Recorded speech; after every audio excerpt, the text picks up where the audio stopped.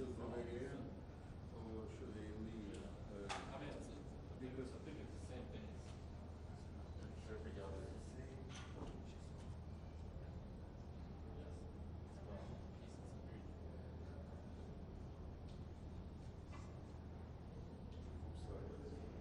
sorry.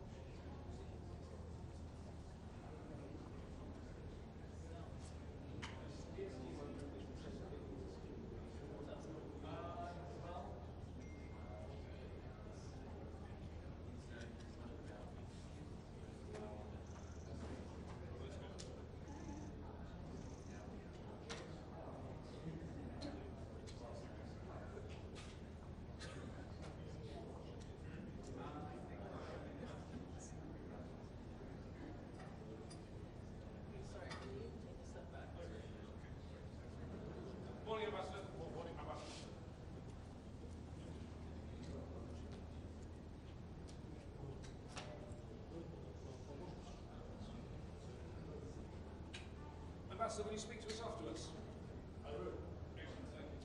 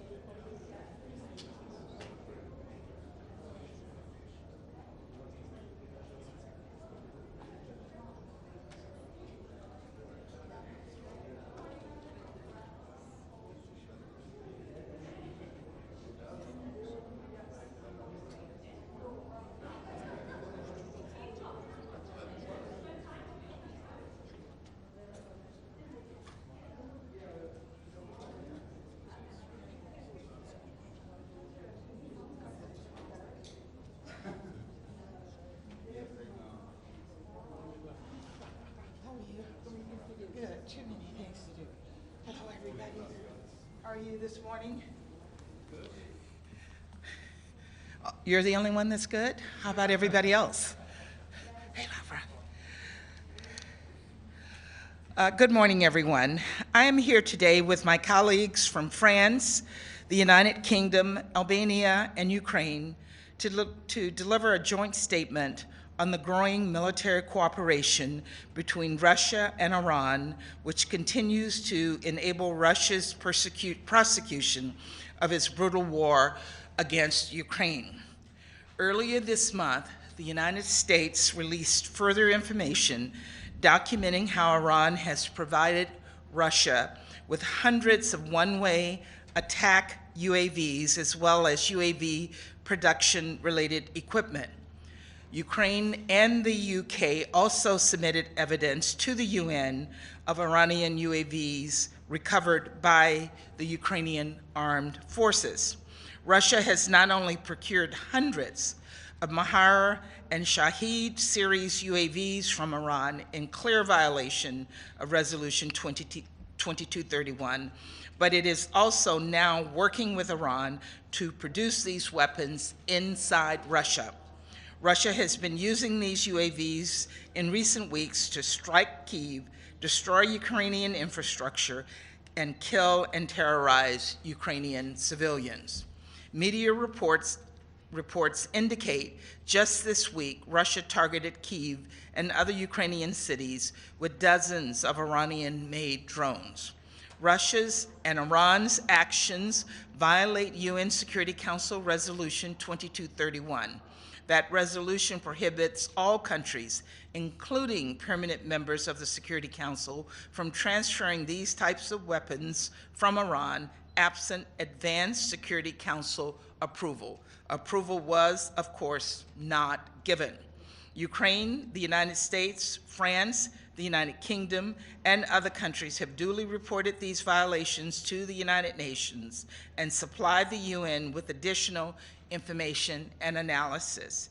The United Nations must respond to growing calls from the international community to investigate these violations. Thank you very much. Ambassador, the Secretary General says he doesn't have a mandate to investigate. What do you say to that? Look, 2231, Resolution 2231 does give the Secretary General a mandate to carry out these investigations, and we have all encouraged the UN to move forward on carrying out these investigations immediately. Thanks, everyone. Thank you.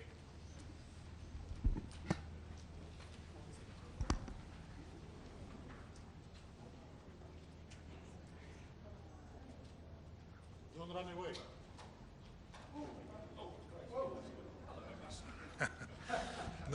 Now listen to the truth. It's not the first time that we hear allegations about us using Iranian drones in Ukraine. We categorically reject it.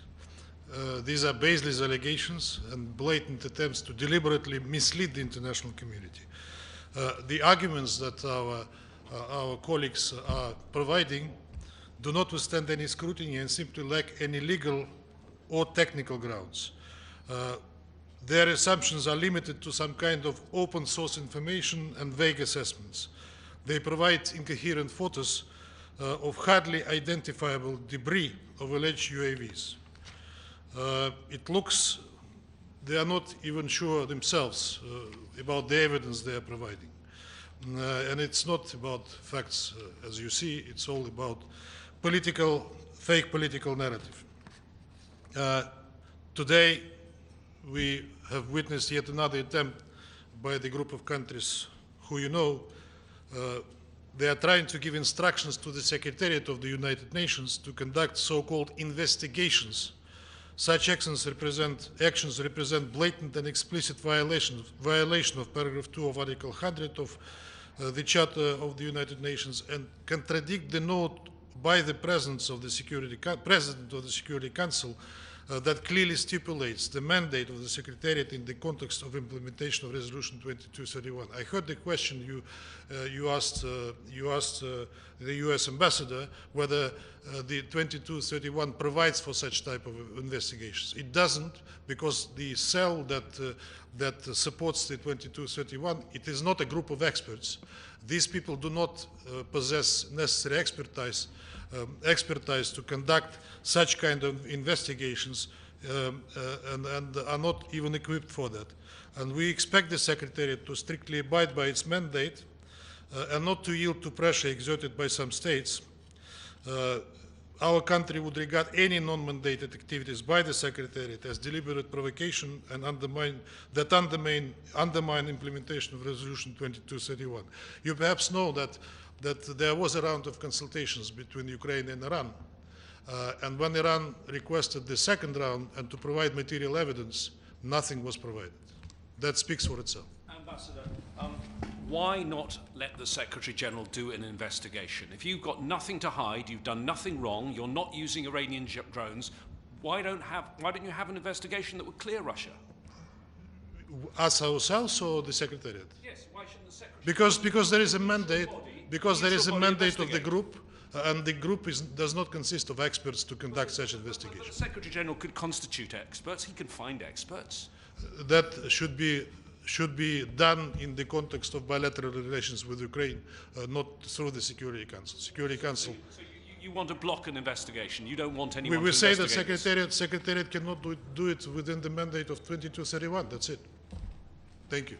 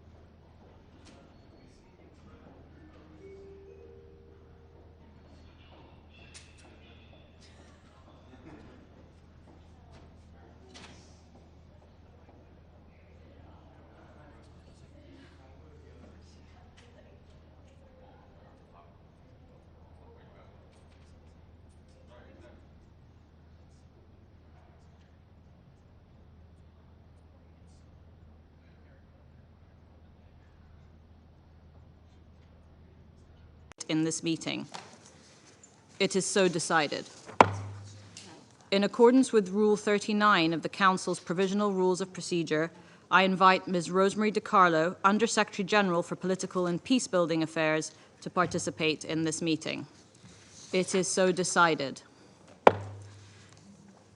In accordance with Rule 39 of the Council's Provisional Rules of Procedure, I also invite His Excellency Mr. Olaf Skog, Head of the Delegation of the European Union to the United Nations, to participate in this meeting.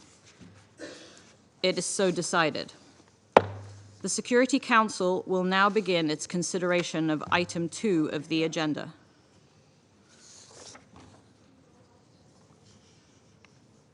I now give the floor to Ms. Rosemary DiCarlo. Thank you, Madam President. As we are all only too aware, the killing, destruction, and suffering continue unabated in Ukraine. 16 months since the beginning of the full-scale Russian invasion, the prospects for peace remain desperately dim. Indeed, since the last time I briefed the Council on Ukraine, the war has escalated and become more fluid and unpredictable. The impact of the intensifying violence on civilians remains our gravest concern. Russian missile barrages and drone attacks across Ukraine nearly tripled in May. The Office of the High Commissioner for Human Rights has recorded 24,862 civilian casualties to date.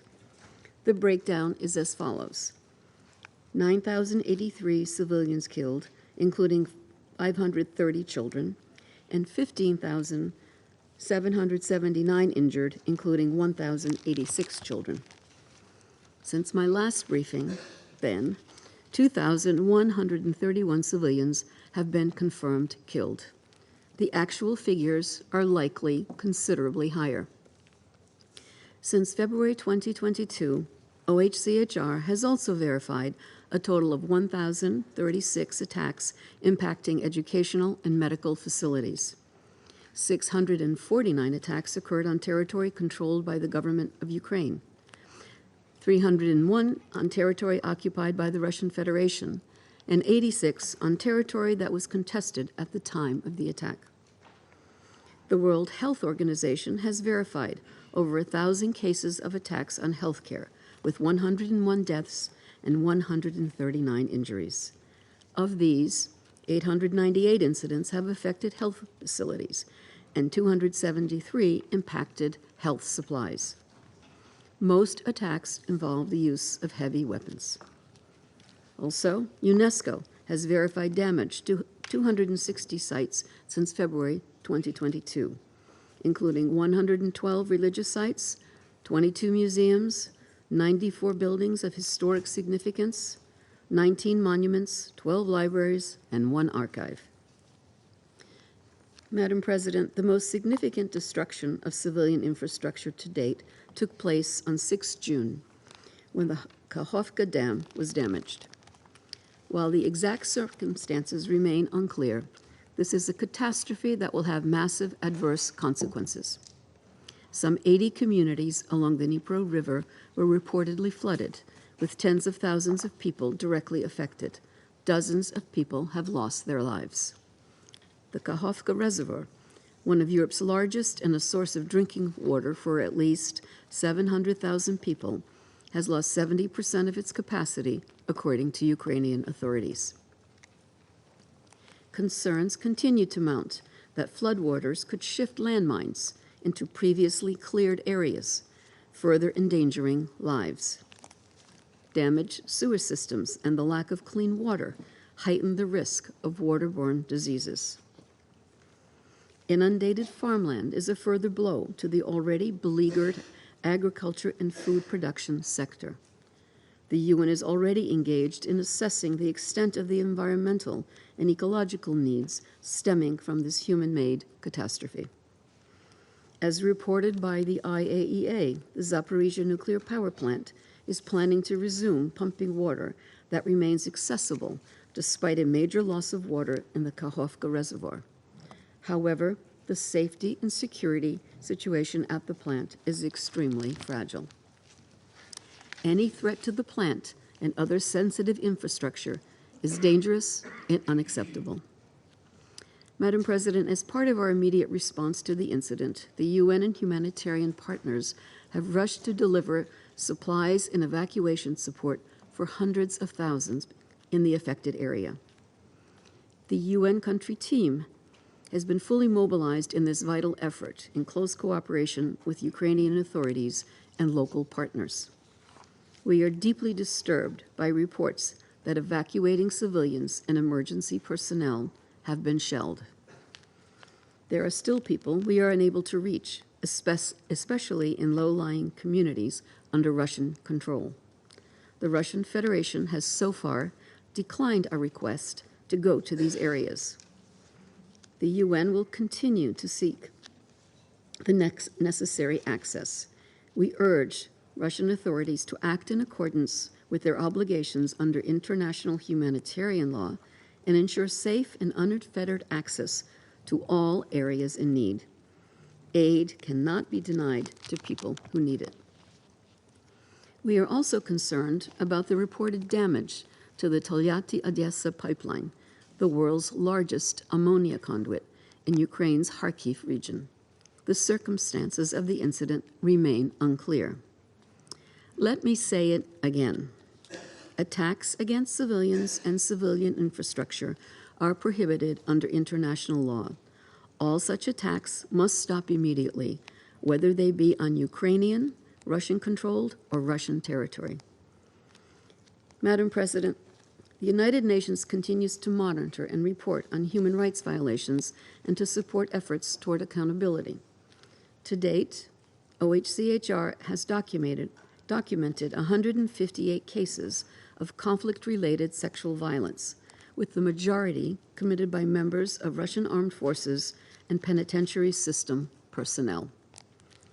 We remain deeply concerned about the cases of forcible transfers of protected persons, including children, to territories of Ukraine under Russian control and consequent deportations to Russia. This critical issue impacting the most vulnerable needs to be addressed urgently, prioritizing the reunification of families. Separately, we welcome the continued efforts by the parties to enable the return of prisoners of war and urge the sides to fulfill their obligations regarding the treatment of prisoners of war and other detainees. Accountability for all violations of international, humanitarian, and human rights law remains of paramount importance. Madam President, since its signing in July last year, the Black Sea Initiative has enabled the safe transportation of over 32 million metric tons of foodstuffs, helping to drive down global food prices. More than half of what has been exported has gone to developing countries. We are, however, disappointed by the slow pace of the implementation of the initiative. Food exports through the Maritime Humanitarian Corridor have dropped from a peak of 4.2 million metric tons in October to 1.3 million metric tons in May, the lowest volume since the initiative began. We urge all obstacles to be removed to ensure the continuation of this agreement. The United Nations is also fully committed to supporting the implementation of the Memorandum of Understanding on Russian food and fertilizer exports. Now, before war began, we consistently warned about the impact of a major conflict in Ukraine and what it could have on the region and beyond. Recent developments are not assuring in this regard. The announced deployment of Russian tactical nuclear weapons in Belarus, for example, and the accompanying rhetoric have raised regional tensions further. We urge all involved to act responsibly and in accordance with international obligations. We reiterate that any threat to use nuclear weapons is unacceptable. As the conflict has intensified, there have also been increased diplomatic efforts and initiatives by member states seeking de-escalation and calling for a peaceful settlement. The United Nations stands ready to support all meaningful efforts to bring a just and sustainable peace to Ukraine. In this, we are guided by the UN Charter, international law, and relevant General Assembly resolutions, as the Secretary General emphasized during his visit to Ukraine in March, and as I reiterated last week in Moscow. Madam President, this war has created a humanitarian and human rights catastrophe, traumatized a generation of children, and accelerated the global food and energy crises. It has weakened the international collective security system we have all pledged to uphold. We cannot discount further dangerous knock-on effects. An end to the war, founded on international law and the Charter, is the surest way to ensure that the tremendous suffering of the last 16 months will cease. Thank you, Madam President.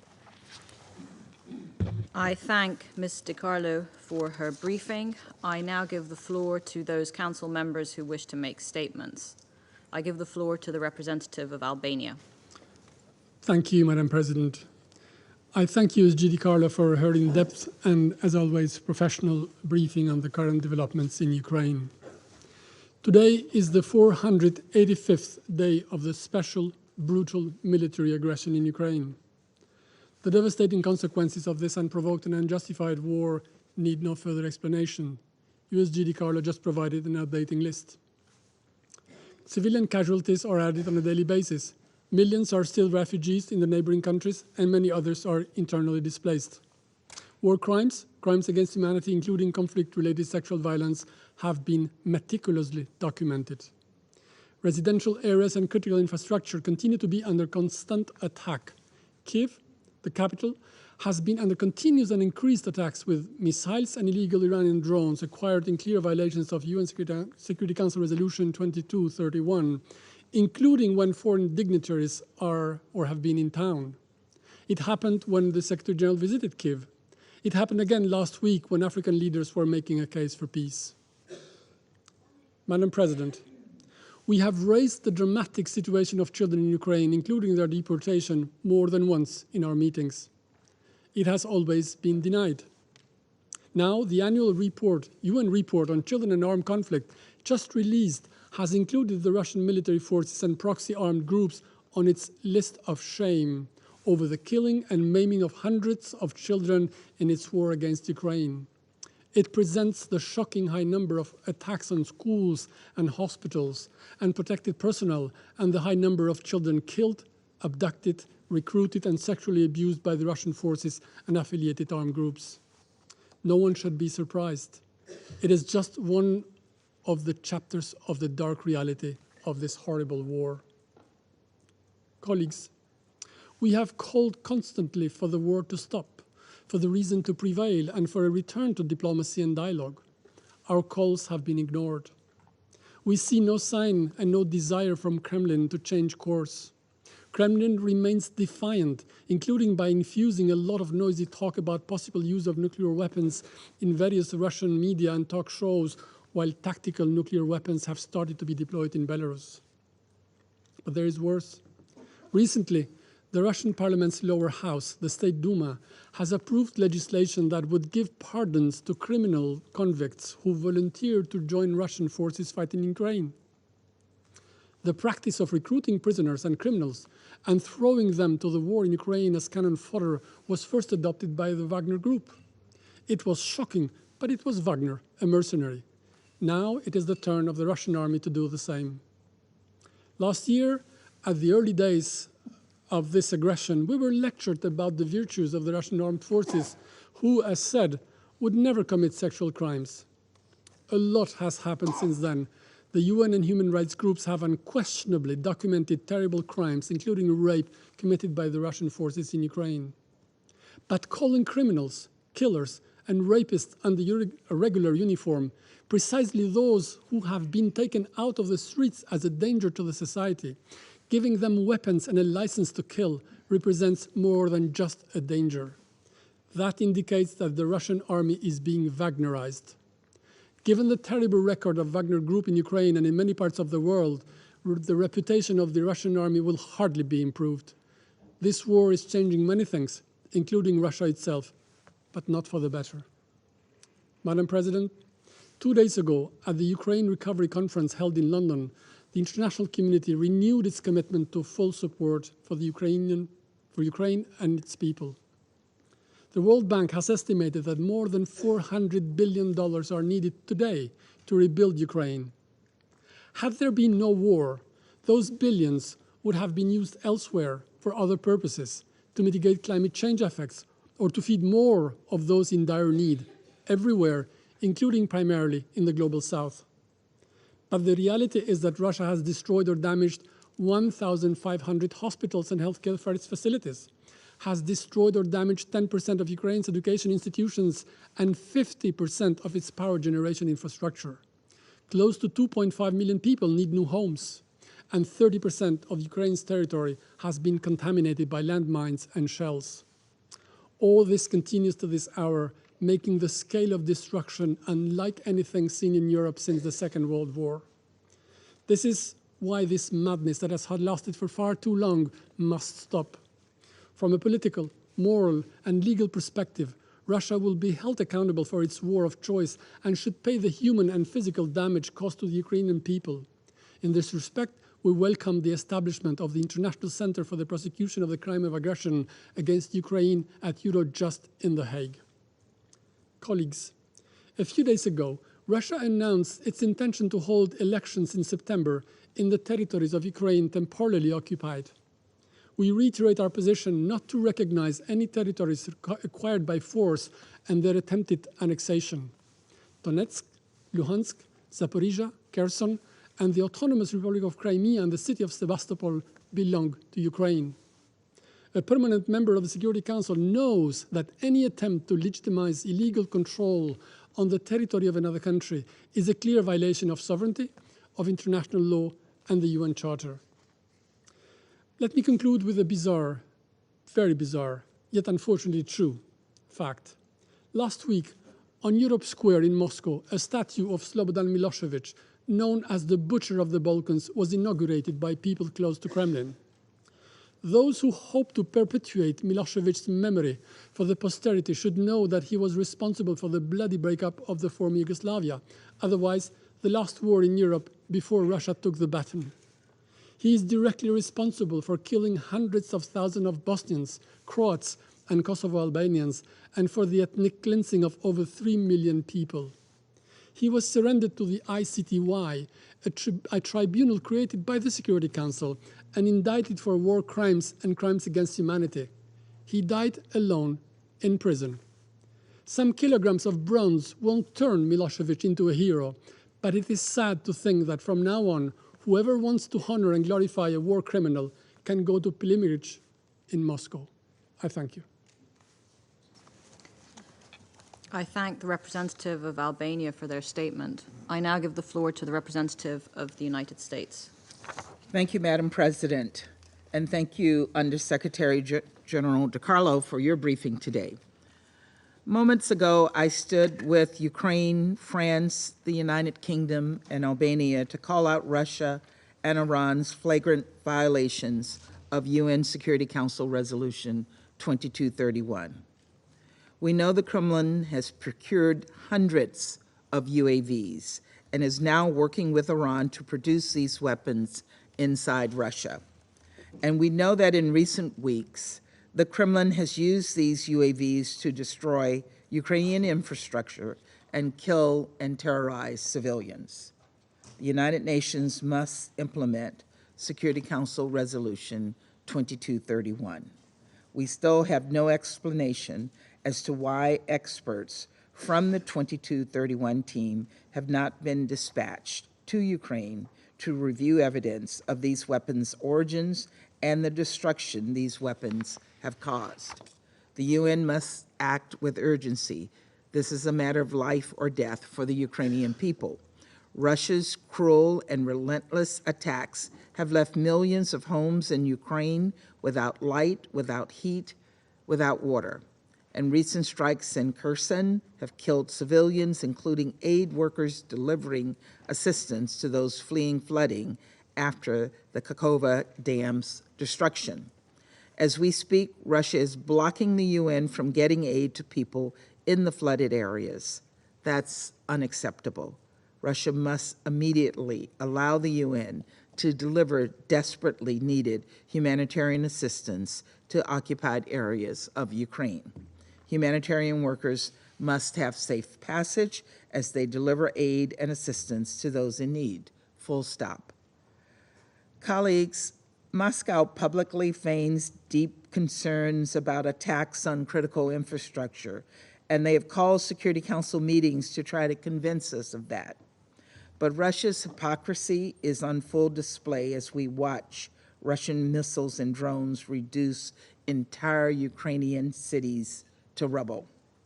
And for what? President Putin is hell-bent on beating a foreign country into submission. But the Ukrainian people will never, never give up their sovereignty, their democracy, their freedom.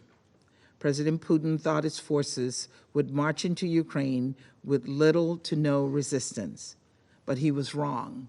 The Ukrainian people have demonstrated remarkable bravery and grit. President Putin thought he would face no consequences from the international community.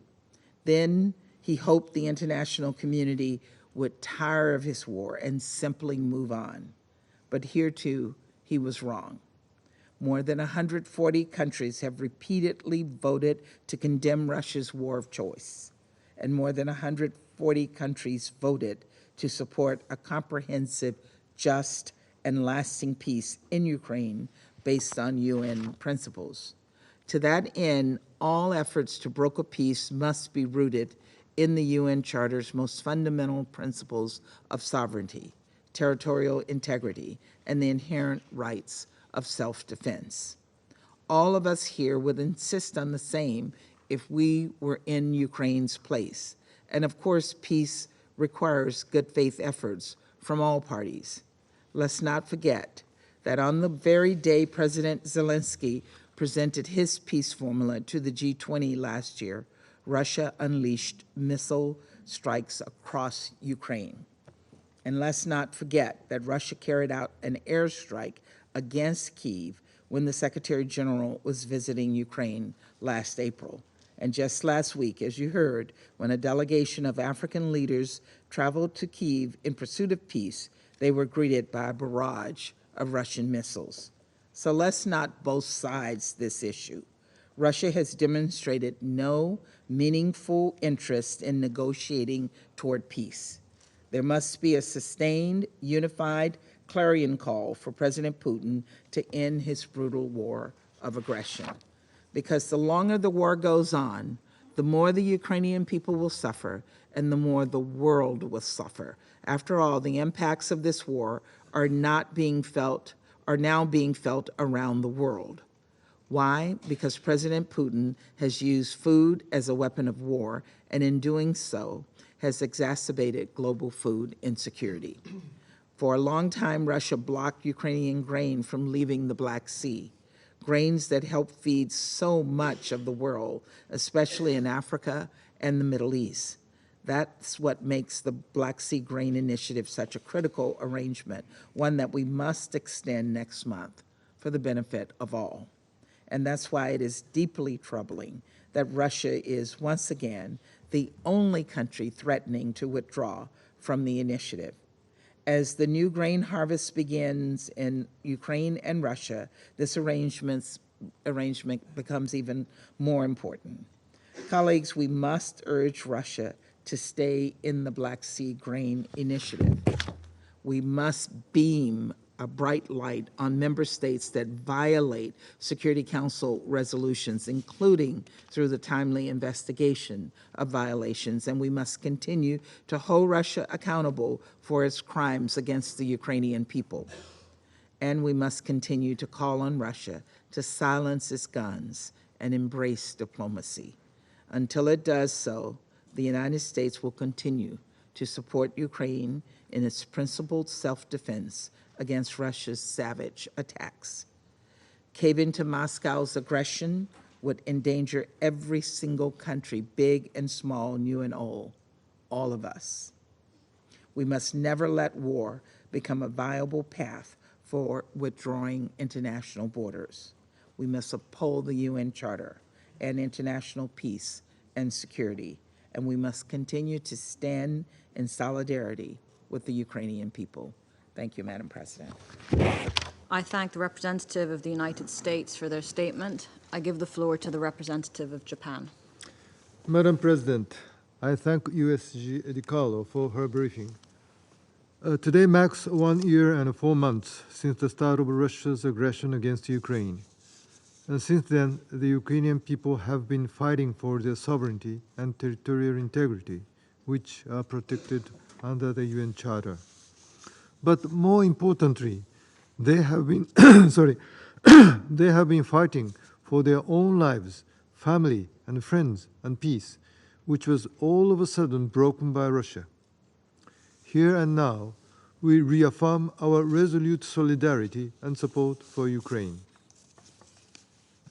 We once again express our deepest sympathies to all those affected by the collapse of the dam at Kahovka hydroelectric power plant for their loss and suffering, destroying efforts of Ukrainians who strenuously worked for their future.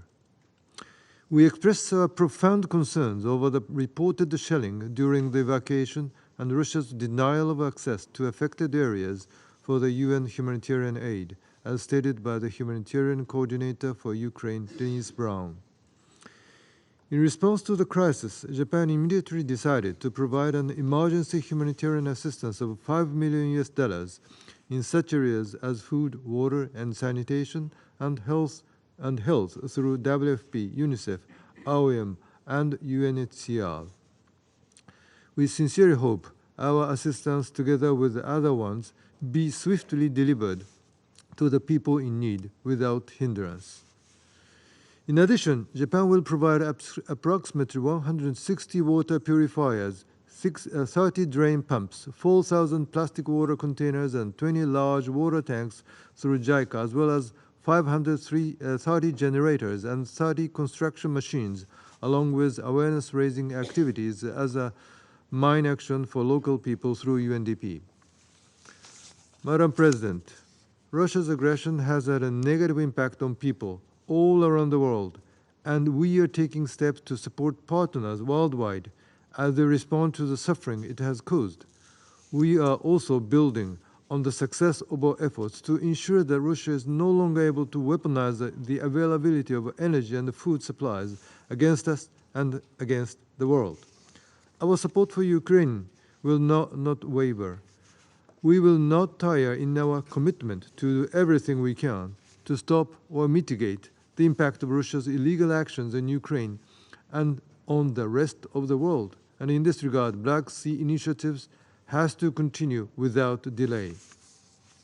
Madam President, Japan values the serious engagement efforts of many countries, including the African leaders, in realizing peace in Ukraine. We would like to underline that a comprehensive, just, and lasting peace cannot be realized without the complete and unconditional withdrawal of Russian troops and military equipment. This is a demand of the General Assembly and should be included accordingly in any call for peace. Peace must be based on the principles of the UN Charter, and in this regard, an unjust peace which defies the Charter would be a victory for the aggressor. Any attempts to change the status quo of territory by force or coercion must be rejected anywhere in the world. Other member states should also refrain from supporting the aggression, either directly or indirectly. Madam President, recently, Belarus announced that they started taking delivery of Russian tactical nuclear weapons. Japan condemns Russia's threat to use nuclear weapons as a serious and unacceptable menace to the peace and security of the international community. The record of 77 years of non-use of nuclear weapons must not be broken. We urge Russia and Belarus to cease any actions that may increase tensions. Madam President, it is Russia that initiated this unprovoked aggression. It must stop the aggression right here and now. No other way than ending the aggression could eliminate the root cause of the immediate immense suffering. There must be no impunity for war crimes and other atrocities. Justice must be done, and those who are responsible for the undeniable atrocities must be held accountable. I thank you. I thank the representative of Japan for their statement. I give the floor to the representative of Mozambique. Madam President, I thank Under Secretary General, Ms. Rosemary DiCarmo, for our briefing. I acknowledge the attendance in this session of the permanent representative of Ukraine. Madam President, 1.5 years on since the start of the current conflict, the Security Council members have held more than 100 formal and informal meetings, including area formal sessions. This bears the testimony to the gravity of the situation we are facing. We must admit the reality that despite repeated calls for cessations of hostilities, compromise, dialogue, and return to the negotiating table, the conflict continues relentless. An alarming downward spiral is taking hold on the confrontation manifested in a dangerous arms race, millions of refugees and internally displaced people, destruction of civilian infrastructures, thus generating dire humanitarian situation. This is taking place against the backdrop of an increasing pessimism in the ability of our multilateral peace and security architecture to cope with multiple security challenges and questions about its legitimacy as to whether it is still fit for purpose. Despite several goodwill attempts at negotiation, most notably the recent initiative by some African heads of states and the government, this is met with skepticism and quickly dismissed as unsuitable not starts. This testifies the high level of mistrust between the contending parties without whom attempts at peace are condemned to fail. Madam President, cognizant of unwillingness of the parties concerned for a political negotiated solution, it is Mozambique's firm conviction, born out of our own journey toward peace and national reconciliation, that all avenues to bring this conflict to an end must genuinely be explored. Needless to say, the price of war in humankind's history has been always more expensive than the price of peace. For that purpose, it is fundamental to give force of reason a chance, rather than the reason of force. In fact, this conflict has gone too far and has brought us to this dangerous juncture. The potential of miscalculated decision by nations involved directly and indirectly in the war moving forward may have disastrous and unimaginable consequences for all the waiting batch. No solutions, however, will be fruitless without genuine political will from the main parties and their supporters to engage in negotiations. Only their good faith and genuine intent to save lives, and indeed the entire humanity, can stop this war. It is against this background that Mozambique reiterates its call for the immediate cessation of hostilities and the return to direct negotiations between the parties as a matter of urgent, in full respect for the UN Charter and the Council decisions in relevant matters of peace and security. I thank you.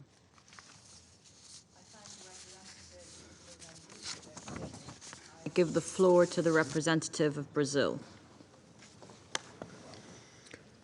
Thank you, Madam President. I thank USG DiCarlo for the update on the impacts of the conflict on the Ukrainian population. We deeply regret the thousands of deaths officially recorded by the Office of the High Representative for Human Rights since February 2022, and deplore the continuing destruction of Ukraine's civilian infrastructure.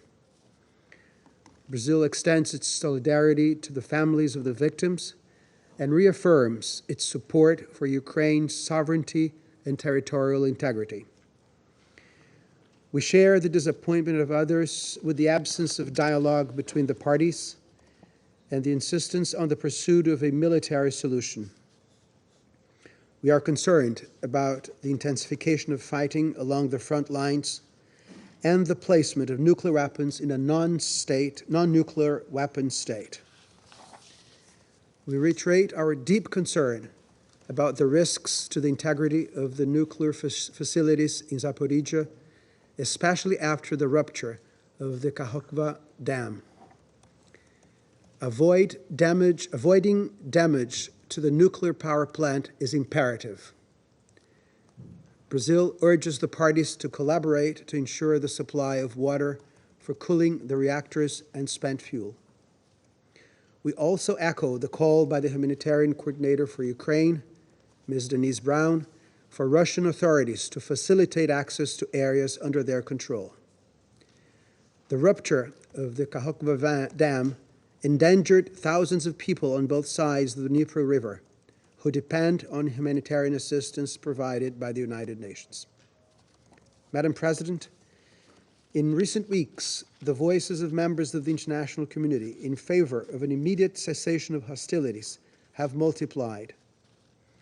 Brazil followed with great interest the visit of African leaders to Kyiv and Moscow.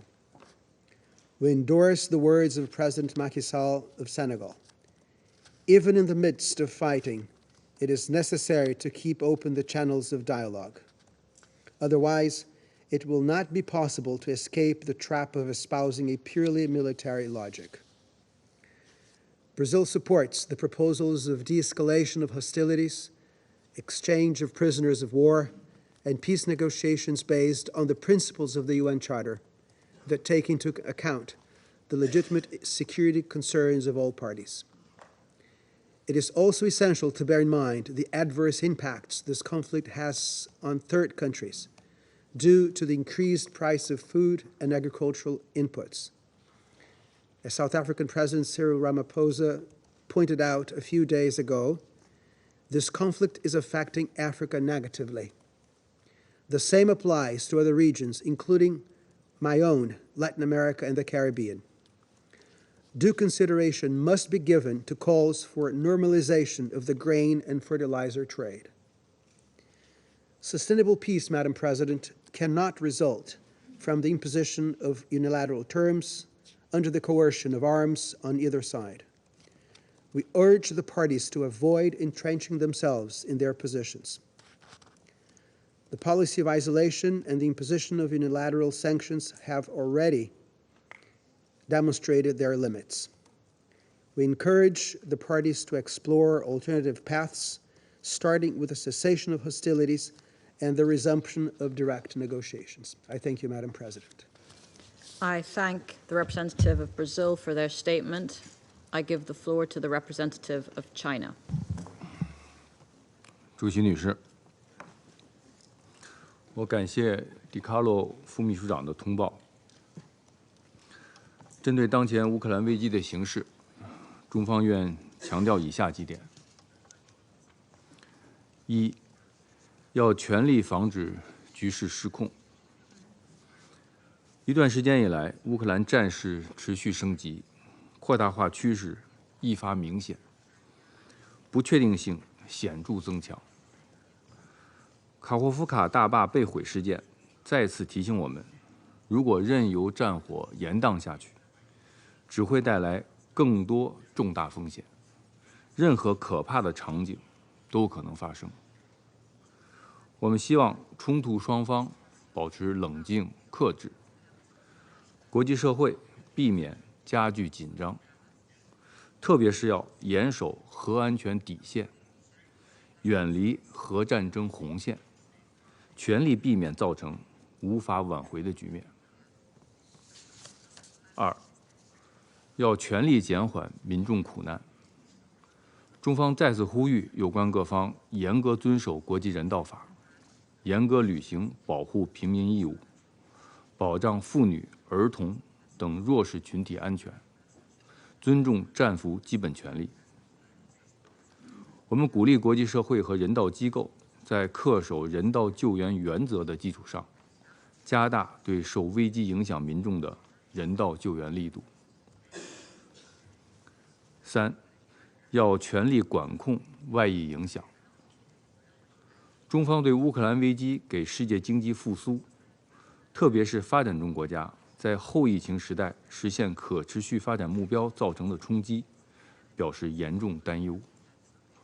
我们呼吁各方共同努力，降低危机的负面影响，维护全球产业链、供应链稳定，敦促有关国家立即取消所谓的单边制裁和长臂管辖。黑海粮食外运协议应得到均衡、全面、有效执行。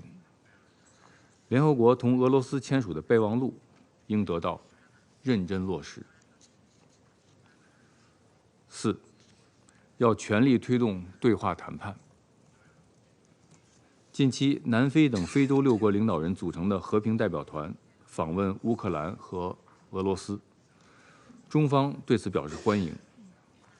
我们希望世界上爱好和平、坚持正义的国家都能发出劝和促谈的理性声音。无论面临多大困难，乌克兰问题政治解决的大门都不能关上，止战促谈的努力都不能松懈，外交谈判的进程都不能停止。要推动各方加强接触，凝聚共识，形成最大公约数，为危机的最终解决逐步积累和创造条件。主席女士，在乌克兰问题上，中方始终主张各国主权和领土完整都应得到维护，联合国宪章宗旨和原则都应得到遵守，各方合理安全关切都应得到重视，一切有利于和平解决危机的努力都应得到支持。中方将继续同国际社会一道，为推动乌克兰问题的政治解决发挥积极和建设性作用。谢谢主席。I thank the representative of China for their statement. I give the floor to the representative of Switzerland. Merci, Madame la Présidente. Je voudrais commencer par remercier la secrétaire générale adjointe Di Carlo de son intervention et de tous ses efforts. Il y a quelques semaines, le secrétaire général des Nations Unies nous a rappelé que le droit international humanitaire fait toute la différence entre la vie et la mort, entre la retenue et l'anarchie. Je regrette que depuis lors, la véridicité de ces propos a été conformée de nouveau, tristement, en Ukraine dans le contexte de l'agression militaire russe. Ces dernières semaines, des attaques continues de missiles russes ont à nouveau touché des zones résidentielles dans plusieurs villes ukrainiennes. Je répète que les vies et les infrastructures civiles doivent être protégées. La Suisse condamne toute attaque indiscriminée et disproportionnée. Les auteurs doivent être traduits en justice.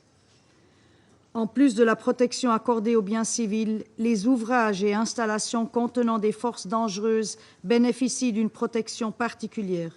La Suisse est donc profondément préoccupée par les conséquences humanitaires, écologiques et économiques des inondations dues à la destruction du barrage de Nova Kakhovka. Au manque d'eau potable s'ajoute une multitude d'autres défis, notamment le risque posé par des mines et des restes explosifs de guerre déplacés par l'eau qui compliquent l'acheminement de l'aide humanitaire et le déminage humanitaire. Nous saluons les efforts incessants des acteurs humanitaires, notamment de l'ONU, du CICR et des acteurs locaux, pour venir en aide à toutes les personnes touchées. Nous demandons instamment au gouvernement russe d'agir conformément à ses obligations en vertu du droit international humanitaire et d'autoriser et faciliter l'accès humanitaire sûr, rapide et sans entrave au territoire ukrainien actuellement sous son contrôle. La destruction du barrage illustre les risques que fait courir la poursuite de l'agression militaire russe aux infrastructures avec des conséquences désastreuses pour la population civile. Elle augmente également le risque d'une nouvelle escalade, y compris un incident nucléaire. La Suisse se félicite de l'engagement continu de l'AIEA pour la protection de la centrale nucléaire de Zaporizhia et les autres installations nucléaires en Ukraine. Nous réaffirmons notre soutien pratique, financier et politique aux travaux de l'AIEA. Nous appelons la Russie et l'Ukraine à strictement respecter le droit international humanitaire protégeant les objets civils et les ouvrages et installations contenant des forces dangereuses, ainsi que de s'engager à respecter les 5 principes établis par l'AIEA.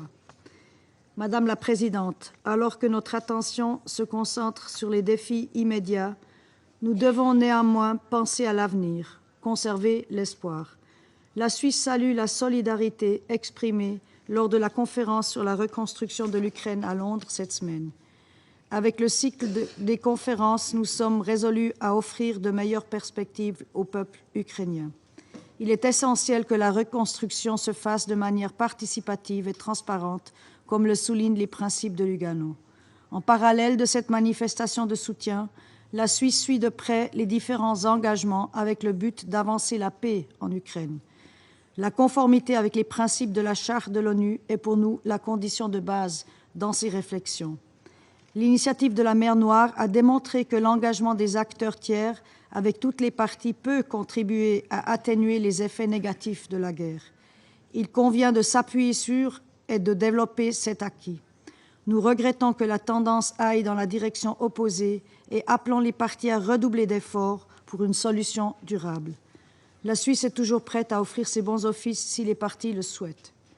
Madame la Présidente, le respect du droit international est la seule solution afin de parvenir à une paix globale, juste et durable en Ukraine. Je réitère donc aujourd'hui encore notre appel à la Russie de cesser toutes les hostilités et de retirer sans délai toutes ses troupes du territoire ukrainien. Je vous remercie. I thank the representative of Switzerland for their statement. I give the floor to the representative of the United Kingdom. Thank you, President, and thank you, Under-Secretary-General De Carlo, for your briefing. It's nearly 500 days since Russia's illegal and barbaric full-scale invasion of Ukraine. Let's again take stock of its impacts. Russia's airstrikes have reduced towns and cities to rubble. More than 9,000 civilians have been killed, including more than 500 children. Many thousands have been injured. Millions have been displaced, unable to return to their homes. Families have been torn apart, with children taken from their parents and sent to far-flung corners of Russia. Wherever Putin's government has attempted to take control of Ukraine, it has shown its true colours: a pattern of torture, killings, and brutal repression of human rights and fundamental freedoms. Last week, Russia rejected pleas from the United Nations to assist those in desperate need in the aftermath of the catastrophic destruction of the Kachowka Dam. President, this is a war of choice for President Putin. He has shown contempt and disregard for Russia's obligations under the UN Charter. He is indifferent to the cost to Ukrainians, to Russians, and to the world. He fires missiles at Kyiv, even as world leaders visit Moscow, seeking to build peace. He supplies his armies from UN-sanctioned states like Iran and DPRK, further undermining global security. He continues to hold the world's food to ransom by holding up grain shipments under the Black Sea Grain Initiative. The World Bank has estimated that Ukraine's reconstruction needs are over $400 billion. Russia's destruction adds more pressure to the global economy, already suffering from conflict, climate change, and the COVID-19 pandemic. The world needs peace, but Ukraine will never have peace while Russian forces remain on its territory. So we call on Russia to withdraw its forces from Ukraine and end this illegal war of aggression. At the Ukraine Recovery Conference in London this week, my Prime Minister paid tribute to Ukraine's incredible spirit, a spirit of strength and defiance, but also of ingenuity and innovation. We will stand with the people of Ukraine for as long as it takes for them to win a just and sustained peace that respects Ukraine's sovereignty and territorial integrity in line with the UN Charter. And we'll also stand with them as they win the peace and rebuild a country shattered by Russia's aggression. Thank you. I thank the representative of the United Kingdom for their statement. I give the floor to the representative of Gabon. Merci Madame la Présidente. Je remercie la secrétaire générale adjointe Rose-Marie Di Carlo. Madame la Présidente, la violence meurtrière et les souffrances humaines demeurent insoutenables avec les combats qui s'intensifient en Ukraine, et ce, en dépit de l'initiative de paix, portée notamment par des chefs d'État africains dont l'objectif était et demeure de frayer un chemin vers la désescalade et le dialogue entre les belligérants. La situation humanitaire a empiré ces dernières semaines suite à la destruction du barrage de Kachowka et des graves inondations qui en ont résulté, occasionnant l'évacuation de milliers de personnes et de nombreux dégâts matériels.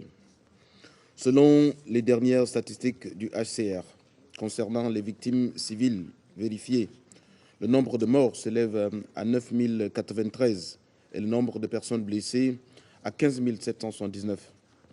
Les populations et les infrastructures civiles continuent d'être les cibles de bombardements directs et nous réitérons notre appel aux belligérants à cesser ces attaques et bombardements aveugles et indiscriminés.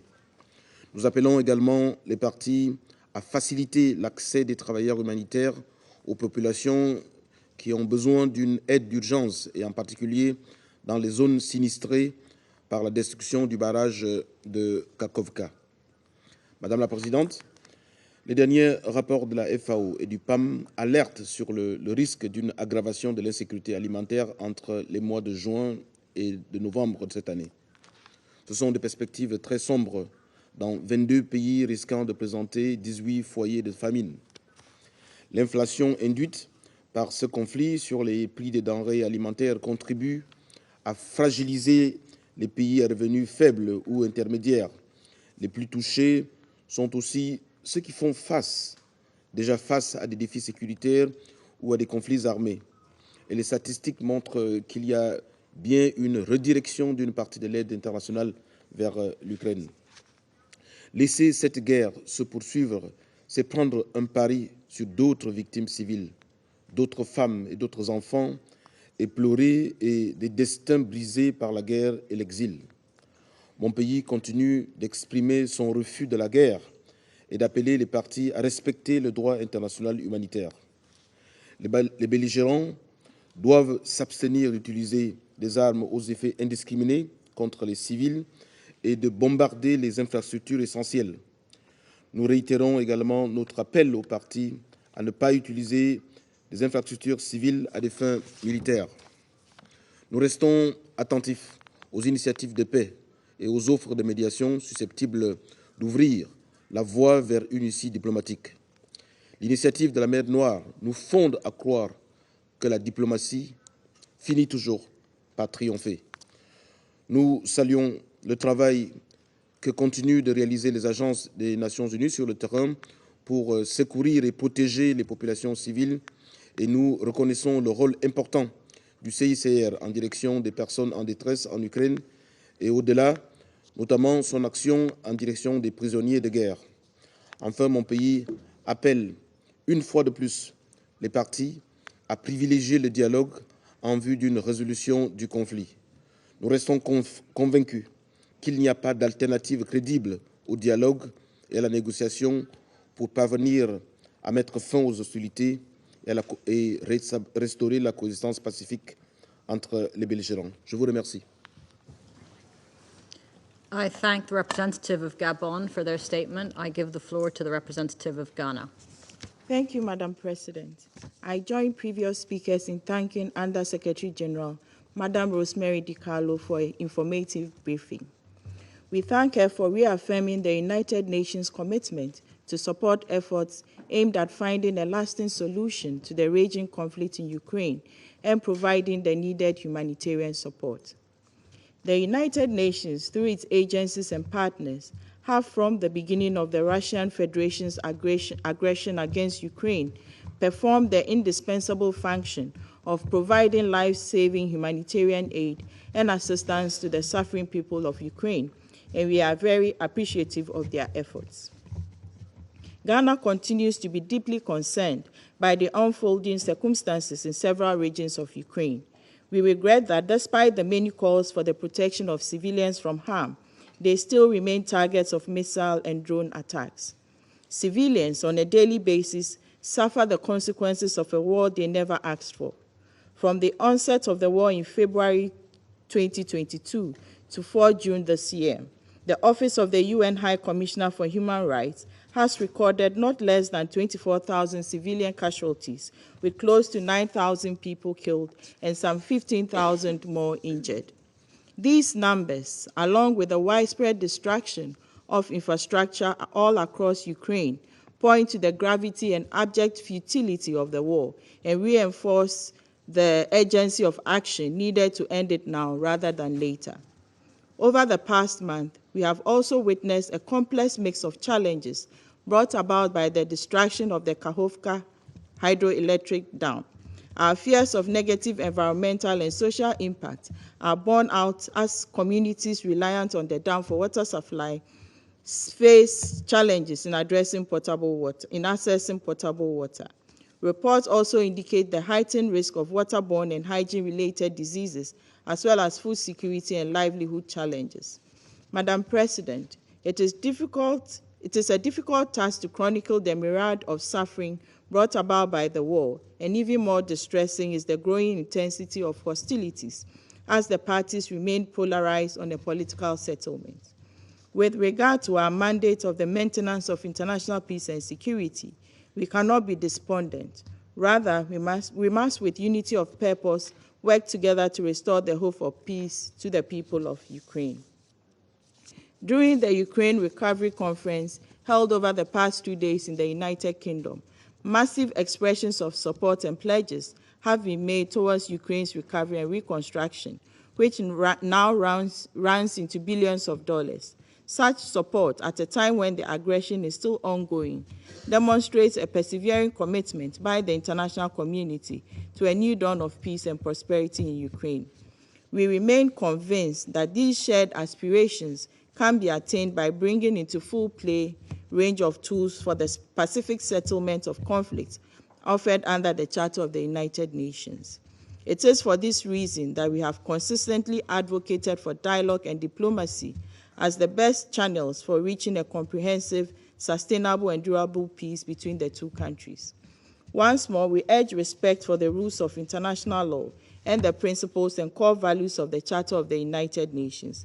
We further urge the parties to commit to engaging in constructive dialogue in good faith and with a view to narrowing down their differences.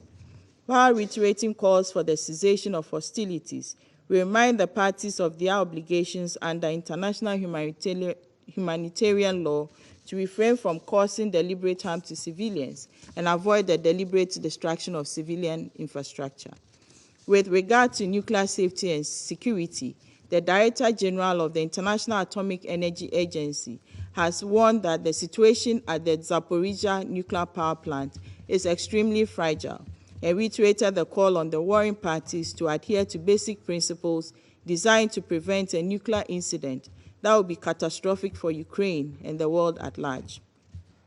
We therefore align ourselves with all demands to restore the integrity of the power plant and appeal to the parties to ensure compliance with the 5 basic principles for protecting the plant during the military conflict as outlined by the Director General in this Council in May this year. Madam President, I wish also to express our indignation at reports of ongoing gender abuse and conflict-related sexual violence against the women and girls.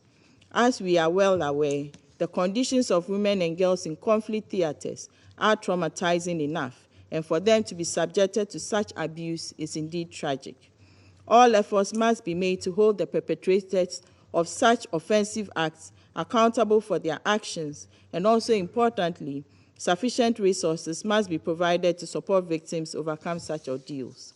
As with all other conflict situations, we believe that the capacity of women in conflict resolution and peace building must be harnessed through their full and meaningful participation in peace processes that has been established to enhance the success and durability of peace.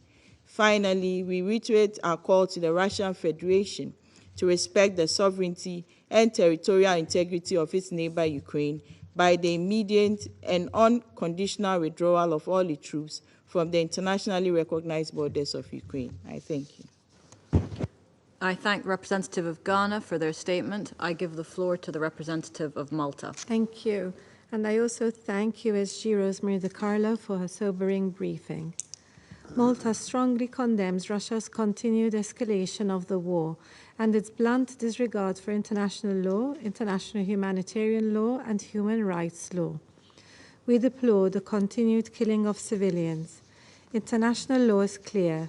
Civilians and civilian infrastructure cannot and must not be a target. As things stand, the number of Ukrainians in need of emergency humanitarian aid and protection has now reached 18 million. President, the devastating situation has been further exacerbated by the massive flooding caused by the destruction of the Kachova Dam on 6 June, which left behind an unconfirmed number of people killed and injured.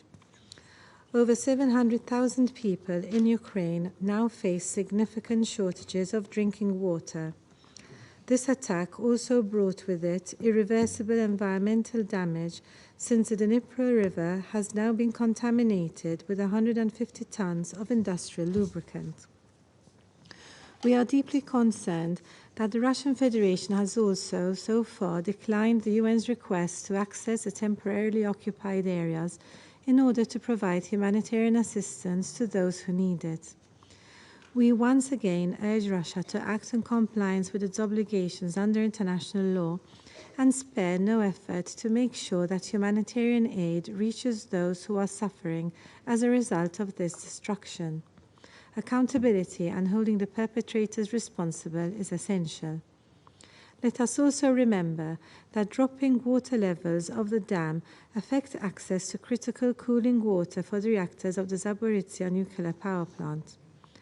The risks currently posed to nuclear safety and security in Ukraine due to the occupation of the Zaporizhzhia nuclear power plant are a direct consequence of Russia's illegal, unjustified, and unprovoked war against Ukraine. Malta calls for the return of full legitimate control over the facility to the competent Ukrainian authorities, including full demilitarization and the occupation of the Zaporizhzhia nuclear power plant as a first and urgent priority. This remains a key prerequisite for restoring nuclear safety and security, as well as upholding of international law. We remain supportive of the IAEA's continued effort to finding a permanent solution for the safety and integrity of the Zaporizhzhia plant. In addition to the ongoing ICC and ICJ processes, in May this year, Malta joined the enlarged partial agreement on the registry of damages caused by the aggression of the Russian Federation against Ukraine, set up with the Council of Europe. The devastating impacts of Russia's war on children, women, and men will be felt for generations. Cases of indiscriminate killing of civilians, torture, and other forms of cruel, inhumane, and degrading treatment, sexual and gender-based violence, and abductions and forcible deportation of children perpetrated by the Russian Federation have now been widely documented. I conclude by highlighting the importance of the Black Sea Grain Initiative, which extends beyond Ukraine and affects global food security. It is of great importance that this process is further extended and secured beyond July between all parties to alleviate pressures on food security all over the globe. Malta strongly believes that there can be no peace without justice. We urge Russia to immediately cease all hostilities and unconditionally, completely withdraw all its forces and military equipment from the entire territory of Ukraine within its internationally recognized borders. This is the only step that can lead towards a just and lasting peace. I thank you. I thank the representative of Malta for their statement. I give the floor to the representative of Ecuador. Señora Presidenta, agradezco a la Secretaria General Adjunta de Asuntos Políticos y de Consolidación de la Paz, Rosemary DiCarlo, por su información, por su exposición. Cuando estamos por concluir el primer semestre de este nuevo periodo del Ecuador, como miembro electo en el Consejo de Seguridad, lamentamos que no obstante los repetidos llamados realizados por mi delegación y la mayoría de delegaciones a la Federación Rusa para que cumpla con la Carta de la ONU, con el derecho internacional y con la decisión de la Corte Internacional de Justicia de suspender sus operaciones militares contra Ucrania, estas operaciones siguen en curso. Esa agresión contra la soberanía e integridad territorial de un Estado no tiene cabida en un orden internacional basado en las normas y en la convivencia pacífica entre las naciones. Más aún, menoscaba los esfuerzos que perseguimos de un mundo más justo y equitativo. Lamentamos que siga ignorándose el pedido determinante de la amplia mayoría de Estados miembros de esta organización de poner fin a la ocupación militar y que en ese contexto siga viva la amenaza de un desastre nuclear en Zaporilla, cuyas instalaciones y territorio deben ser restituidas sin condiciones al pueblo de Ucrania. Insistimos en la necesidad de que cesen las narrativas y acciones corrosivas que puedan resultar en malas interpretaciones o errores de cálculo, y deploramos que se haya iniciado el desplazamiento de armas nucleares tácticas en Belarus. Le exigimos a la Federación de Rusia que permita el acceso del personal y de la ayuda humanitaria sin restricciones y que no obstaculice ese esfuerzo que la situación obliga.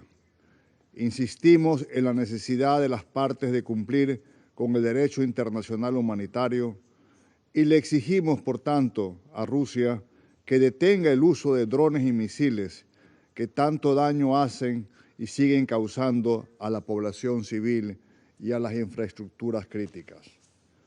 Recordamos que esta guerra sigue deteriorando la situación humanitaria en Ucrania y sigue debilitando al resto del mundo, incluyendo en materia energética y de seguridad alimentaria. En ese contexto de un incremento absurdo del gasto militar global.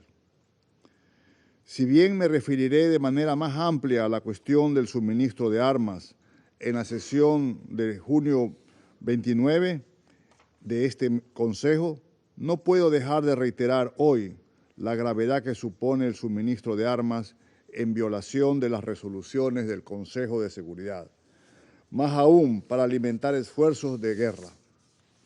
Señora Presidenta, debo reiterar el apoyo de mi país a los esfuerzos de la Organización de las Naciones Unidas en diferentes ámbitos, desde el inicio de la invasión, desde la iniciativa del grano del Mar Negro hasta los esfuerzos de liberación de prisioneros, la acción humanitaria o las labores de seguridad nuclear son apenas algunos ejemplos.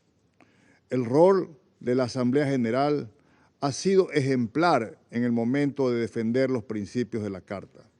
Llamamos por lo tanto a este Consejo a dotar al Secretario General de mayores herramientas para que se profundicen los esfuerzos encaminados a una solución pacífica que ponga punto final a esta página oscura en la historia de la humanidad. Finalmente, a fin de encaminarnos hacia una solución dialogada, es importante trabajar desde las coincidencias. En la sesión del pasado 30 de mayo, destaqué que la seguridad nuclear era un elemento común de las diferentes propuestas y esquemas de paz, ya sea el plan de 10 puntos del presidente Zelensky o los 12 puntos de China. Pero ese no es el único punto en común. En el marco de los dispositivos de la resolución sexta del 11º periodo de sesiones de emergencia de la Asamblea General del 23 de febrero pasado, sobre los principios de la Carta de la ONU subyacentes a una paz general, justa y duradera en Ucrania, podemos y debemos insistir en que se silencien las armas. Muchas gracias. I thank the representative of Ecuador for their statement. I give the floor to the representative of France. Je remercie la secrétaire générale adjointe, Madame Rosemary Di Carlo, pour son intervention. Madame la Présidente, l'invasion russe devait être une affaire de quelques jours, de quelques semaines. Et voilà 16 mois que l'Ukraine résiste et défend sa souveraineté et son intégrité territoriale. 16 mois qu'elle tient en échec la Russie sur le terrain. Mais la Russie refuse de l'admettre et fait chaque jour le choix, depuis le 24 février 2022, de prolonger sa guerre d'agression, dont les conséquences délétères ne cessent d'augmenter et de s'étendre pour la population ukrainienne, mais aussi pour le reste du monde. La Russie s'entête dans sa stratégie cynique visant à détruire les infrastructures civiles ukrainiennes, en violation flagrante du droit international humanitaire. Les attaques sur la capitale ukrainienne et d'autres grandes villes sont incessantes. Vendredi dernier, la Russie n'a pas hésité à viser Kiev et sa région, alors que s'y trouvait une mission de dirigeants africains venus promouvoir une initiative de paix.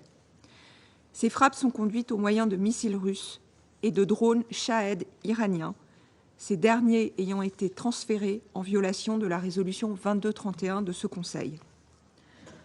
Un nouveau seuil a été franchi avec la destruction du barrage de Kharkova dans la nuit du 5 au 6 juin.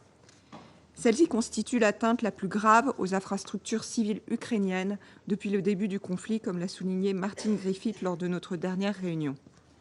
La France s'est mobilisée dès le début pour venir en soutien aux populations ukrainiennes déplacées et directement affectées par les destructions du barrage et salue la réponse humanitaire rapide et substantielle apportée par les Nations Unies. Elle appelle la Russie à respecter ses obligations au titre du droit international humanitaire et à permettre l'accès des acteurs humanitaires au territoire sous son contrôle. Madame la Présidente, la Russie continue de manier une rhétorique nucléaire agressive et irresponsable de la part d'un État doté. Il y a une semaine, le président russe annonçait avoir transféré de premières armes nucléaires sur le territoire biélorusse, aggravant ainsi une situation déjà instable. Elle poursuit par ailleurs son entreprise de vassalisation de la Biélorussie, autre illustration criante de son projet impérialiste et de ses prétentions à mettre une partie de l'Europe sous tutelle. Parmi les effets délétères de l'agression russe, nous avons aussi alerté à de nombreuses reprises dans cette enceinte sur l'aggravation de l'insécurité alimentaire pour de nombreux pays. La Russie fait courir le risque que le premier anniversaire des accords d'Istanbul en juillet prochain soit le dernier, car elle menace de se retirer de l'initiative céréalière en mer Noire. Ce chantage est inacceptable. La Russie doit par ailleurs cesser ses entraves au fonctionnement du Centre de coordination conjoint, dont l'activité est sensiblement réduite depuis le mois de mai. Madame la Présidente, il nous faut continuer à soutenir l'Ukraine par tous les moyens pour mener une contre-offensive efficace et exercer son droit à la légitime défense conformément à l'article 51 de la Charte. Ce soutien est primordial, car avec lui se joue la possibilité d'une paix juste et durable, c'est-à-dire d'une paix ancrée dans la Charte des Nations Unies et conforme au droit international, une paix choisie par le peuple ukrainien et non dictée par l'agresseur. Cette paix ne peut être un cessez-le-feu qui viendrait geler la ligne de front et consacrer l'annexion des territoires occupés par la Russie. Le 23 février dernier, 141 États se sont exprimés en soutien à cette paix juste et durable, dont la première étape est le respect de l'intégrité territoriale de l'Ukraine. C'est dans cet esprit que la France soutient le plan de paix ukrainien. Je vous remercie. I thank the representative of France for their statement. I give the floor to the representative of the Russian Federation. Госпожа председатель, наше сегодняшнее заседание проходит на весьма примечательном фоне. подгоняемые западными спонсорами, перед которыми Украине надо отчитаться об эффективности своих усилий по использованию поставленных вооружений и боеприпасов, вооруженные силы Украины вот уже почти месяц проводят самоубийственное контрнаступление на российские позиции. Оно уже стоило им десятков тысяч мобилизованных, нескольких сотен единиц бронетехники и называется в украинском обществе не иначе, как «Запорожская мясорубка». По аналогии с Бахмутовской мясорубкой, куда киевский режим в течение нескольких месяцев отправлял на верную смерть украинских солдат, только чтобы доказать западным поставщикам оружия, что Украина может победить Россию. Разумеется, доказать удалось только обратное, о чем Зеленский и его клика сегодня пытаются не вспоминать. Теперь перед ними стоит задача посерьезнее, как из полного фиаско и разгрома сделать победу, перемогу по-украински. Решать эту задачу вместе с ними силятся в Вашингтоне, Лондоне и Брюсселе, где об Украине как таковой и ее интересах никогда не думали. Сегодня на фоне всего происходящего еще более очевидно, что эта страна интересует их лишь как инструмент ослабления или хотя бы сдерживания России. По этой причине никакого разговора о мире марионеточному киевскому режиму вести не дадут, во всяком случае, пока украинцы еще не закончились.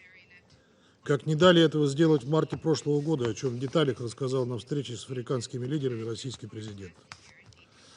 Подробно о преступной политике наших бывших западных партнеров на Украине мы поговорим в ближайший четверг. Эта тема, безусловно, достойна отдельного заседания. Если же говорить о гуманитарных аспектах ситуации на Украине, то стоило бы выделить катастрофические последствия разрушения плотины Каховской ГЕС, которые еще долго будут ощущаться и на Украине, и в России. Неузнаваемо меняются экосистемы, что напрямую повлияет на образ жизни населения затронутых регионов. Наносится непоправимый ущерб экологии, в том числе Черного моря. Очевидно, что те в Киеве, кто стоит за этим терактом, помешавшись на пресловутом контрнаступлении, ни во что не ставят интересы своего народа и будущее своей страны. За прошедшее с момента трагедии время появилось еще более очевидных доказательств ответственности за это преступление не только режима Зеленского, но и его западных спонсоров. Ведь, как мы все прекрасно знаем, использовавшиеся для разрушения плотины ракетной системы «Хаймерс» могут применяться в ВСУ только после согласования цели удара с Вашингтоном. Все эти факты и свидетельства изложены в нашем письме, распространенном в качестве документа Совета Безопасности и Генеральной Ассамблеи ООН. Не можем не отметить в этом контексте наше разочарование тем, как действовала и продолжает действовать наша всемирная организация. О замыслах Киева в отношении Каховской ГЭС мы предупреждали генерального секретаря в своем письме еще 21 октября прошлого года. Ничего сделано не было. Ну и где же пресловутая хваленая превенция ООН?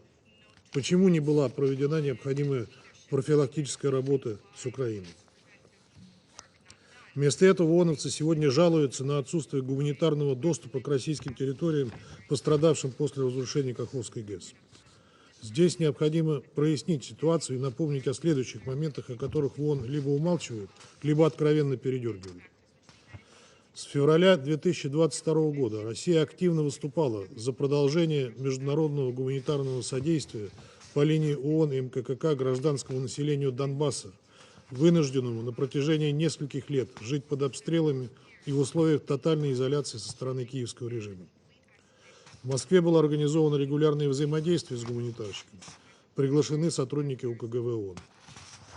Однако на практике благородные заявления представителей ООН о желании помогать нуждающимся ни в каким конкретным усилиям и результатам не привели. В руководстве организации не рассматривали и не рассматривают никакие варианты доставки помощи в Донецкую и Луганскую народные республики, в Запорожскую и Херсонскую области, кроме как из Киева и с пересечением линий боевого соприкосновения. Главная причина таких жестких установок отнюдь не гуманитарная, а сугубо политическая. Не помочь пострадавшим, а показать, что режим в Киеве якобы сохраняет контроль над этими территориями.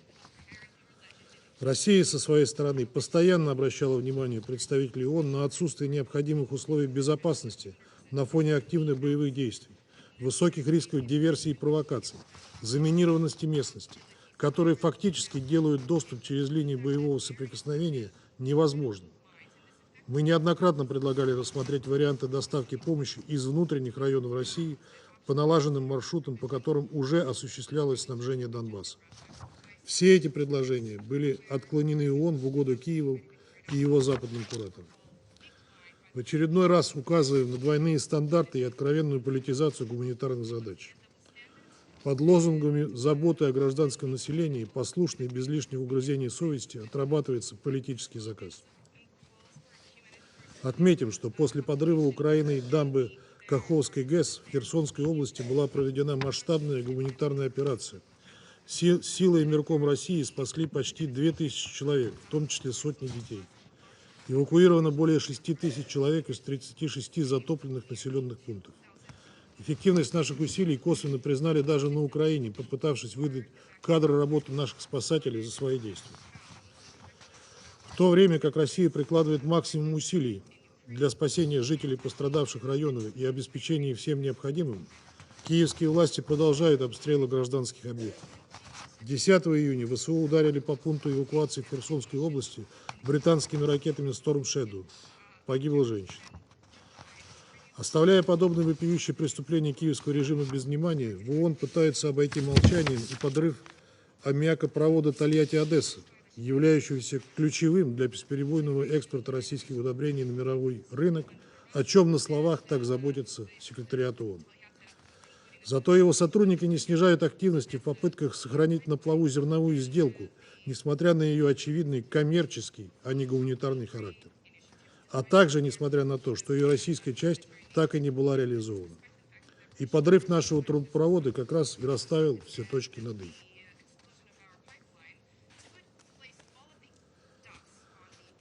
Госпожа Ди Карло скора на обвинение в адрес России, но когда речь заходит о преступлениях Украины, секретариат демонстрирует удивительное неведение.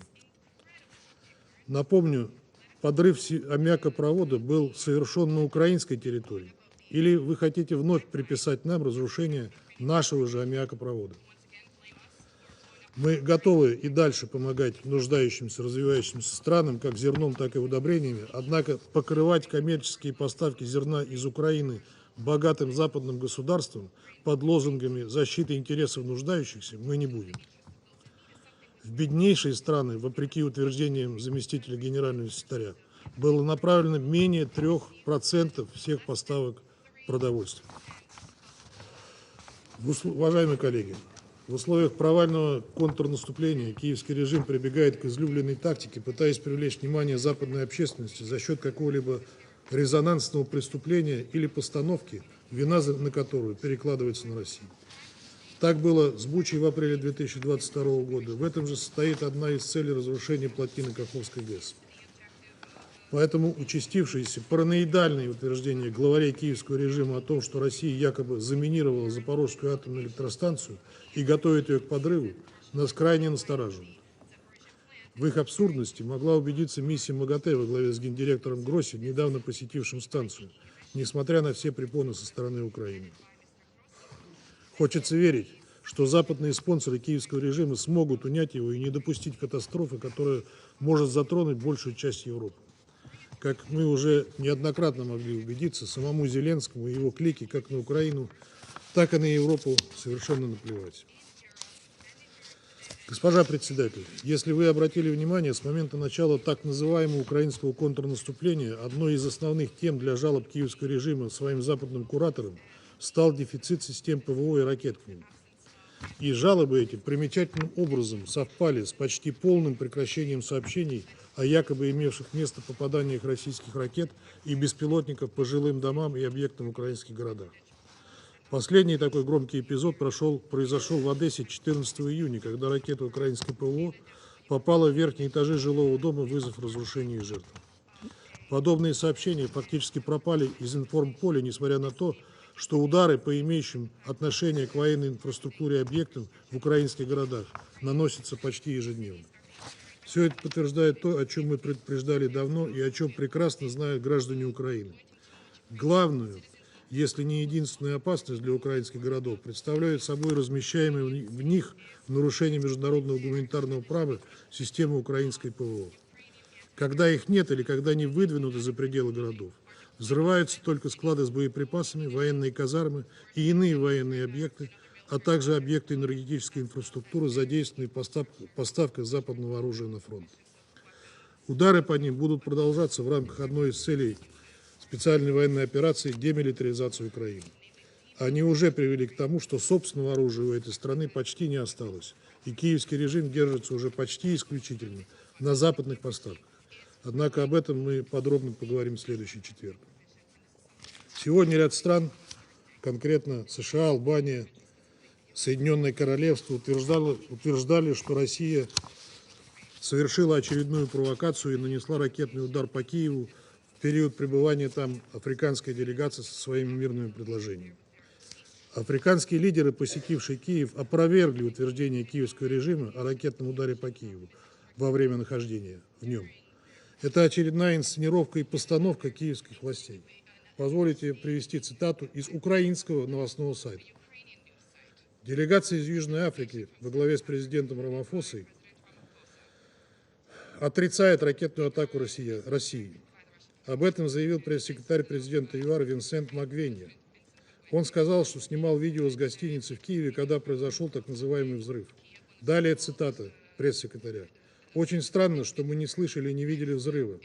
Очевидно, здесь распространяется какая-то умышленная дезинформация. Во время тревоги люди просто занимались своими делами. Как мы и ожидали, эта миссия и не будет легкой. Но некоторые из препятствий очень тревожны, а другие откровенно забавны, как этот так называемый взрыв». Когда ему задали уточняющий вопрос, отрицает ли он информацию о взрыве в Киеве, Магвени ответил: «Из собственного опыта и опыта тех, с кем я путешествую, да, я отрицаю это. Мы все были удивлены, когда нас везли обратно в гостиницу, и мы проезжали по улицам, где люди обычно проводили свой день. Это очень странно и в некоторой степени является умышленной дезинформацией», резюмировал он. Это пример того, как работает украинская пропаганда и дезинформация, и как ее с радостью подхватывают западные покровители Киева.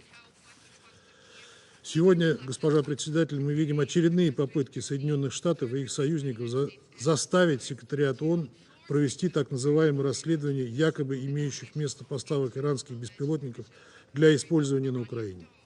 Перед нашим заседанием мы уже изложили наши оценки журналистам. Если кратко, то и мы, и иранцы категорически отрицаем эти измышления. Никаких маломальски убедительных доказательств киевский режим так и не предоставил ни нам, ни иранцам, которые ради этого согласились на двусторонние консультации. Попытки втянуть в эту авантюру так называемую ячейку 2231 рискуют подставить под сомнение приверженность секретариата ООН статье 100 Устава. Ячейка – не санкционный комитет и не группа экспертов. Ее члены не назначались странами-членами, как эксперты в конкретных разоруженческих или иных областях. Надеемся, что у генерального секретаря хватит мудрости не пойти на поводу у наших бывших западных партнеров. Госпожа председатель, вчера в нашей стране отмечался День памяти и скорби. В этот день, 82 года назад, фашистская Германия напала на Советский Союз. В борьбе с фашистскими агрессорами погибло 27 миллионов граждан Советского Союза. Сегодня, как и тогда, немецкие танки вновь стреляют на Украине в наших солдат. С той лишь разницей, что за спиной окопавшегося в Киеве нацистского режима не только Германия, но и США и их союзники по НАТО. Не изменилась за эти годы лишь ненависть к нашей стране, желание нанести ей стратегическое поражение, отобрать наши природные ресурсы и поработить наш народ. Но этим планам никак не суждено сбыться. Как не суждено им было сбыться и 80 с лишним лет назад. Поэтому так же, как и тогда, в украинских степях сгорают немецкие танки и другая западная техника. Сгорает вместе с несбыточными надеждами новоявленных нацистов и их спонсоров победить Россию. Их, как и 80 лет назад, ждет горькое разочарование. Благодарю вас.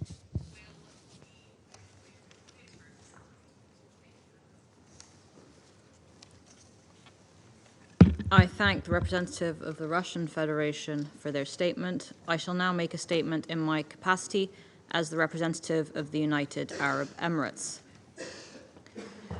I would like to join others in thanking Under-Secretary General De Carlo for her informative briefing, and I welcome Ukraine's participation at today's meeting. Under-Secretary General De Carlo, as you highlighted, the recent trend of military escalation and the threat of spillover is of huge concern. Both will only serve to cause greater suffering to civilians and create knock-on effects for regional and global stability. You've also rightly underlined the importance of political and diplomatic efforts to set this conflict on the path to peace, and we urge all actors working towards that end to combine their efforts and to heed your call for the full respect of international humanitarian law throughout the duration of this conflict. To this end, I want to make 2 points today. First, we must continue to take meaningful steps towards a political resolution to this war. In her recent visit to Kyiv, the UAE Special Envoy for Ukraine, Her Excellency Miriam Al-Maheri, conveyed to President Zelensky our steadfast commitment to a just and peaceful outcome in Ukraine and our full support to their humanitarian needs.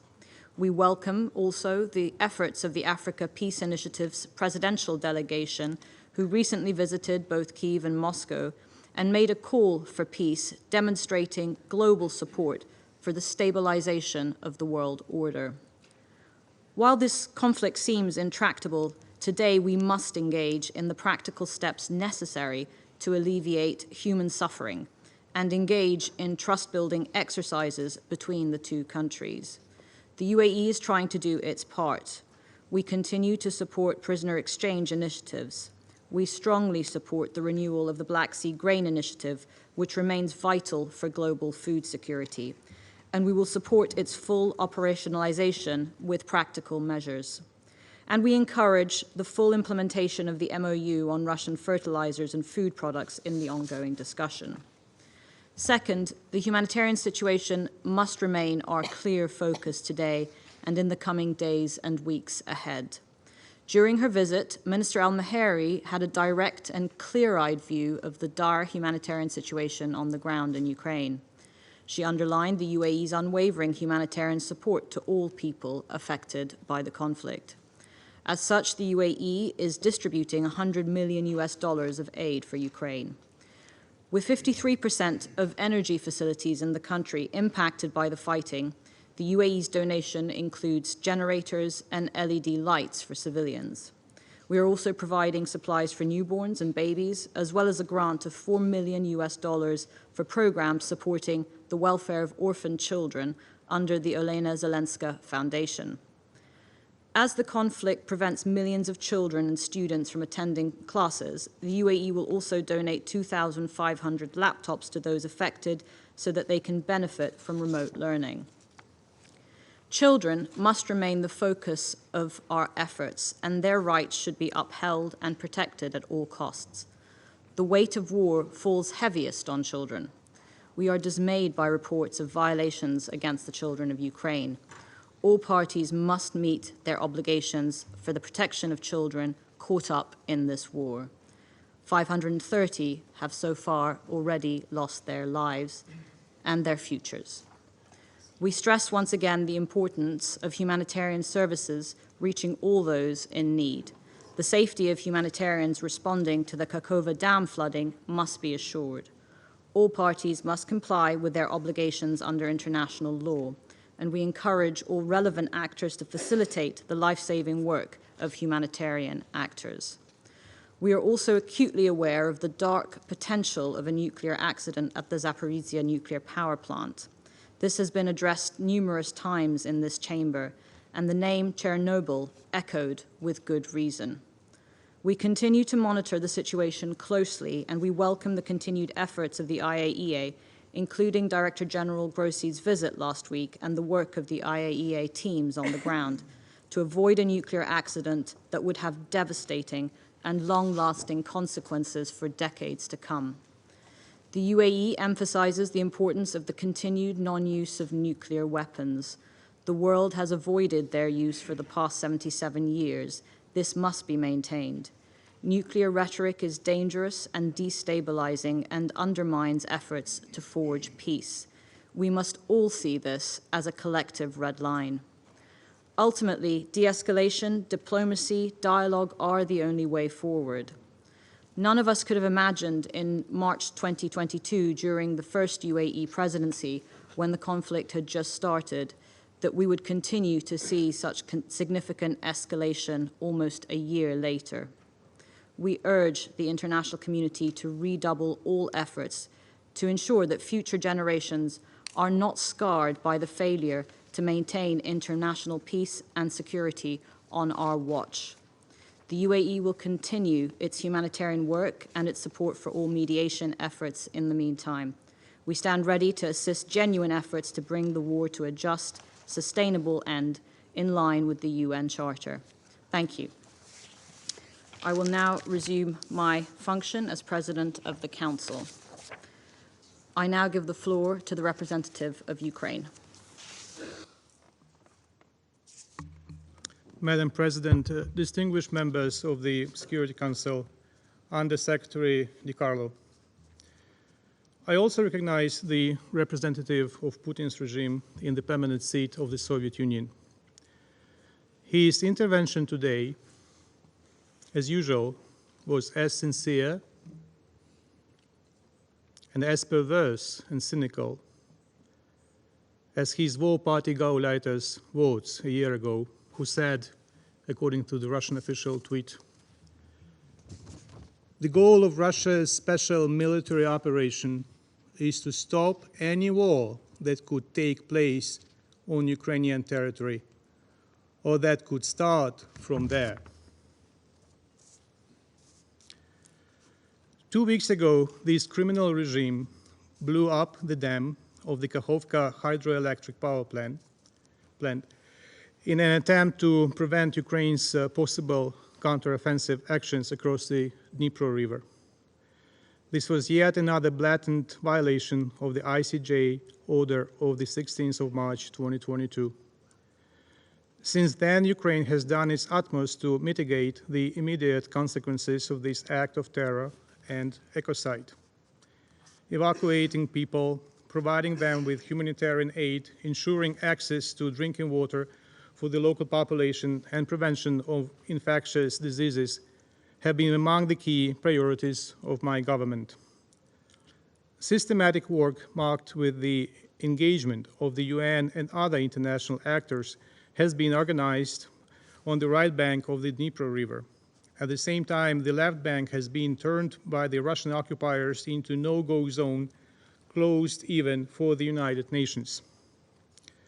It is appalling that Russia not only refused to rescue the local population in the affected areas under its temporary military control, it also declined the UN request to access these areas. We commend the UN humanitarian activities in the Ukraine-controlled part of the Kherson region and support the UN in seeking the necessary access to the areas temporarily occupied by Russia.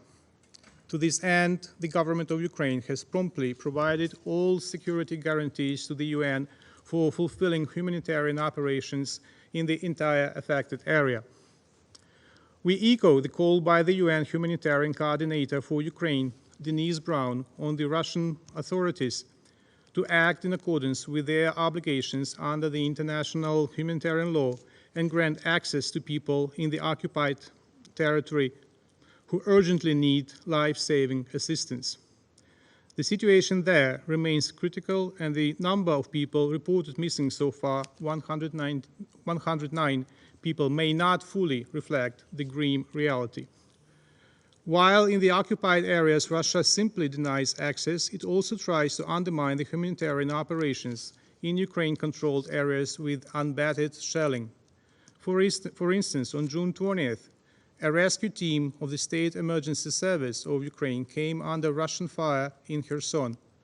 One rescuer was killed and 8 others were wounded. As stated by UN Ukraine in relation to this incident, it was yet another example of the human impact of Russia's invasion of Ukraine. A comprehensive assessment of the implications of this act of terror is yet to be made, although it is clear that we are dealing with one of the biggest man-made disasters in Europe for decades. In particular, oil pollutants that weigh at least 150 tons are drifting along the Dnipro River and may reach the Mediterranean. The Kakhovka reservoir is decimated with about 95,000 tons of dead fish, 500 square kilometers of Ukrainian forests have been flooded, and at least half of them will die. 20,000 wild animals that inhabited the flooded area could hardly survive. Distinguished colleagues, it is a matter of alarm that, according to intelligence information, Russia is considering a scenario of a terrorist attack at the Zaporozhye nuclear power plant with radiation leakage. The dam explosion has made it clear that Russia is ready to apply a scorched earth tactic in response to the deteriorating military situation on the ground in the captured lands they doubt they can hold.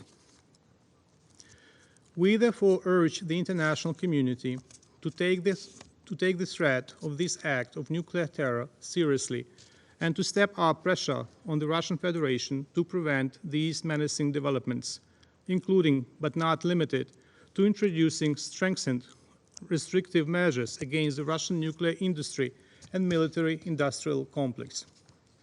We also expect an objective assessment by IAEA Director General Rafael Grossi regarding Russia's criminal actions. Only strong and adequate steps aimed at reducing Moscow's capabilities to inflict harm regionally and globally will contribute to resolving the crisis created by Russia. The military defeat of Russia in Ukraine and ensuring accountability for the crime of aggression, war crimes, and crimes against humanity are the necessary elements of this resolution. Appeasement options, such as territorial concessions to Russia and temporary freezing of the conflict, will only serve as delayed action mines with the detonator in the hands of the Kremlin. If such an option is implemented, the resulting explosion, given the damage to the principles of the UN Charter, will reverberate throughout the world. Any terrorist act aims at intimidating and generating fear. This is precisely how the Kremlin regime attempts to achieve its aggressive goals. Russia has heavily fortified the occupied Ukrainian territory structures or its own troops, blew up the dam and mined Zaporizhzhia NPP to intimidate the international community. That is why it fills its own army with convicted criminals and deploys blocking units behind the Russian positions, tasking them to give soldiers in the first line of defense no escape from combat. The killing of those Russian soldiers attempting to retreat are evidenced by the testimonies of captured Russians as well as video footage captured recently by Ukrainian drones. Despite the occupied areas having been heavily fortified, in some areas Ukrainian soldiers continue to move forward. In some areas they defend their positions and resist Russia's intensified attacks. Ukraine will liberate all its territories, and it will take as long as necessary because we value the lives of our soldiers and civilians and do not apply the strategy of human wave attacks and total destruction of civilian infrastructure. Madam President, we appreciate the efforts of those nations who express their willingness to contribute to genuine peace, which will testify to the persistent validity and credibility of the UN Charter. The UN General Assembly has outlined the modalities of such peace in its resolution Principles of the UN Charter underlying a comprehensive, just, and lasting peace in Ukraine. Russia, so far, demonstrates no willingness to give up its aggressive path, deliberately insulting those nations who come up with peaceful initiatives. Russian cruise and ballistic missiles launched on Kiev during the visit of the delegation of African leaders showed Russia's real disdain for global efforts to restore peace and to protect the world from aggression. This attack was only one in an endless line of day-to-day airstrikes with missiles, MLRS, guided aerial bombs, and Iran-made attack drones, resulting in significant casualties and destruction. In particular, as of today, more than 1,000 launches by the Russian Federation of the Iranian UAVs over the territory of Ukraine have been recorded. In today's statement that was delivered at the media stakeout right before the Security Council's meeting, we said that Russia's and Iran's actions violate UN Security Council Resolution 2231. The Secretariat of the United Nations must respond to growing calls from the international community to investigate these violations. Madam President, despite the war being at its height, we have already started working on post-war recovery. The Ukraine Recovery Conference held this week in London sent a strong political message that Ukraine and allies have no doubt in the ultimate victory of my country, a victory that will guarantee a comprehensive, just, and lasting peace to the benefit of all nations. As my president said when addressing the conference, although no one has the power to cleanse the depths of human nature from the evil that sometimes rises to the surface and destroys and kills, we are able to protect life and overcome the ruins after the Russian aggression in such a way that the path for evil, for any new aggression, will be blocked. The world is watching too if we will restore normal life in such a way that our transformation will inflict an ideological defeat on the aggressor. In his speech in Paris just yesterday, Secretary General Guterres said, I quote, "In 2023, more than 750 million people do not have enough to eat. The COVID-19 pandemic and Russian invasion of Ukraine have exacerbated the situation," end of quote. In fact, Russia is worse than the COVID-19. Putin's regime is cancer, and the world cannot be strong and healthy while its cells continue to spread from Putin's bunker and form the new tumors around the world. And in fact, in this very council, in this chamber, it should be removed before it travels further in your blood and kills you.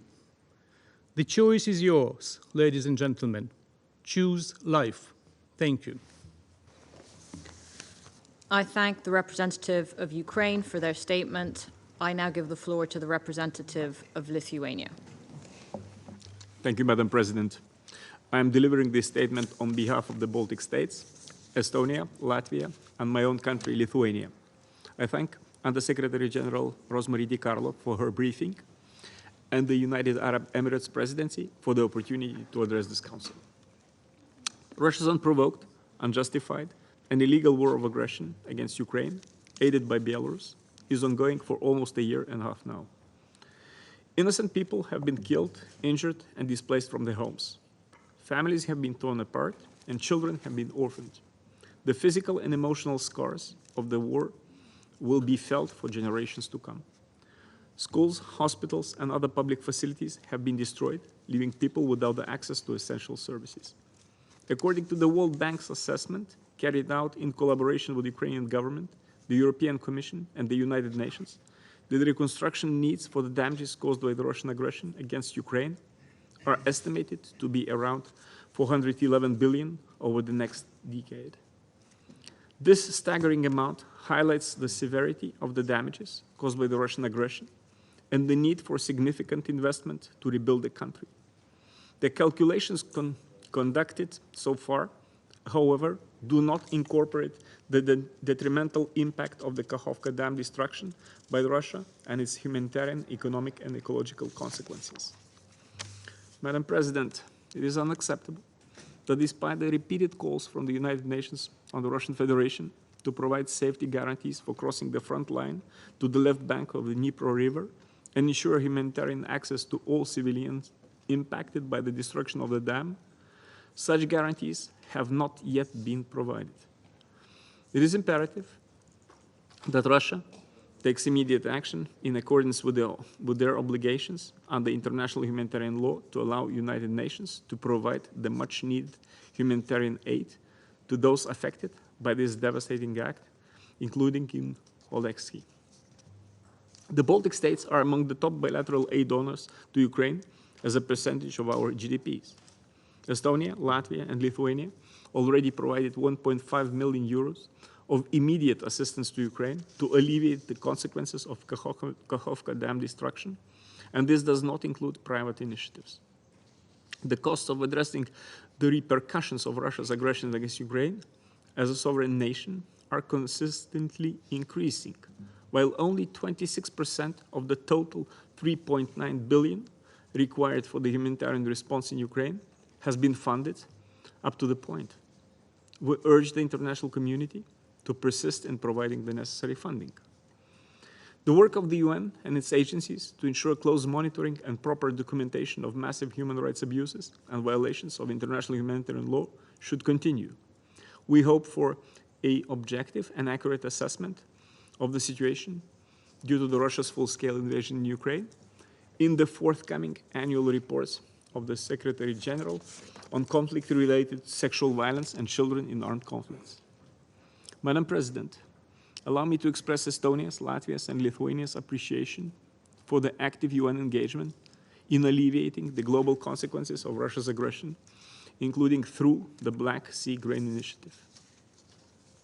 Russia continues to hinder the exports of Ukrainian goods from the Ukrainian ports and thereby contributing to a significant increase in food prices on global markets. Russia also continues manipulating the facts and repeatedly threatens to end the Black Sea Grain Initiative if its demands are not met.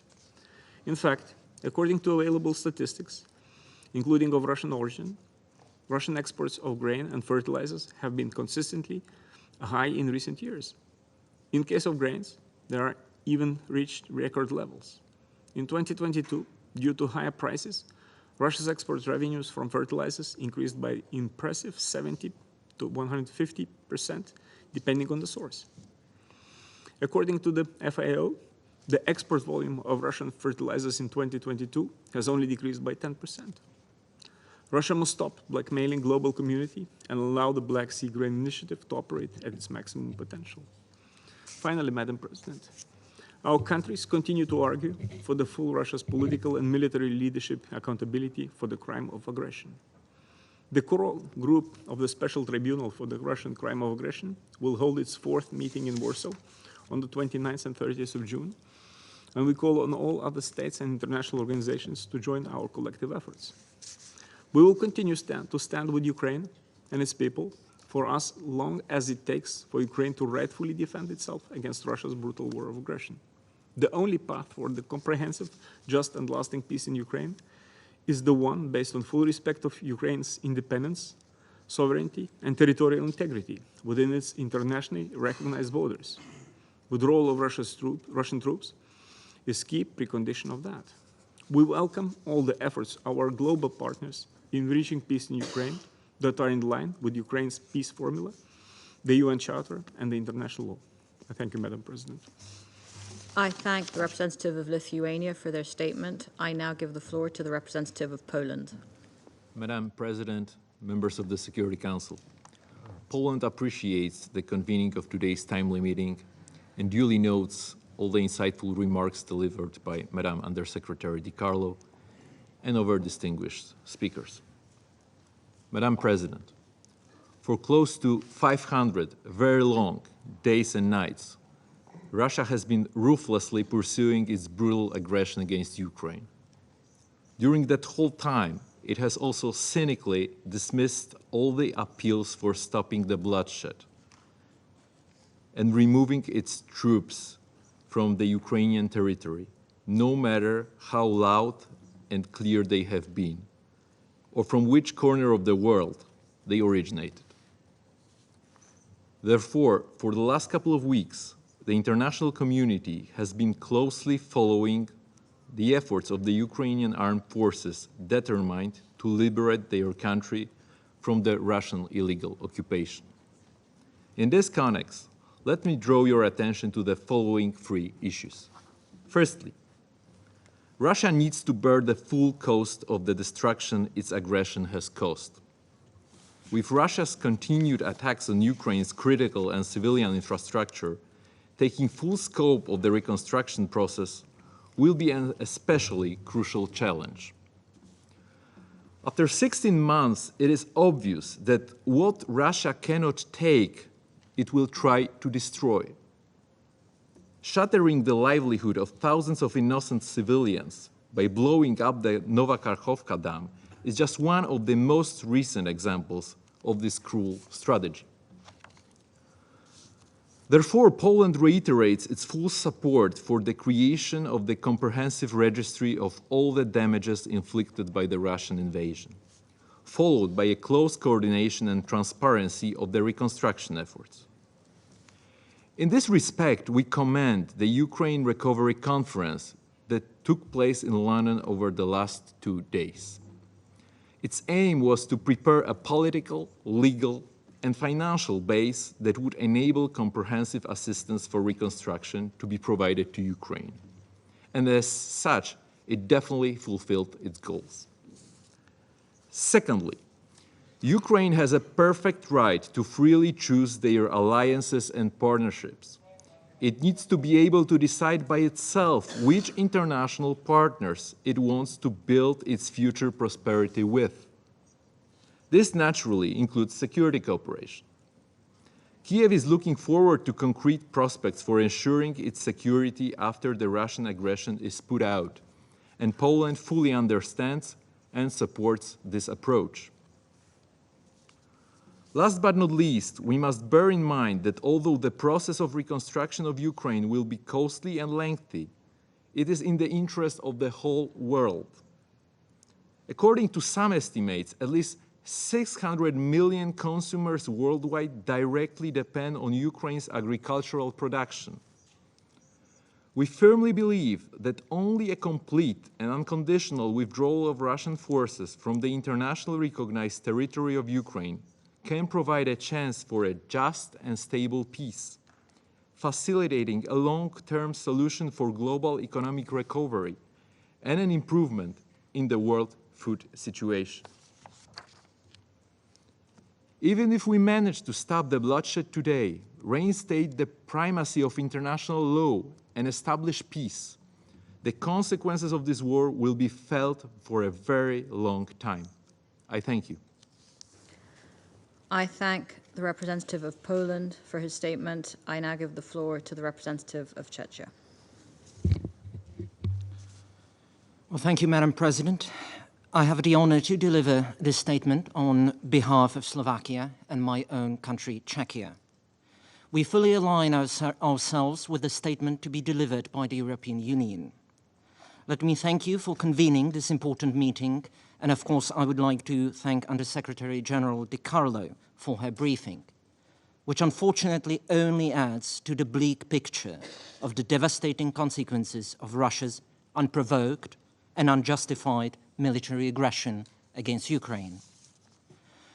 We regret that the UN Security Council must devote its attention to this issue once again simply due to Russia's utter disregard for the UN Charter and its fundamental principles. Judging by its actions in Ukraine, Russia has demonstrated time and again that it has no interest in effective multilateralism, maintenance of international peace and security, and development of friendly relations. The Russian armed forces continue to deliberately target civilians and civilian infrastructure. We strongly condemn such barbaric attacks. Therefore, let us be under no illusion about the true intentions of the Russian government. Their attack on Kiev with missiles last week, while African leaders were in the city on a diplomatic mission, speaks for itself. Madam President, we ask ourselves how many lives must be lost or ruined for this senseless war to stop. For Russia, the death toll, which keeps rising from one Security Council briefing to another, is apparently just a number on the paper.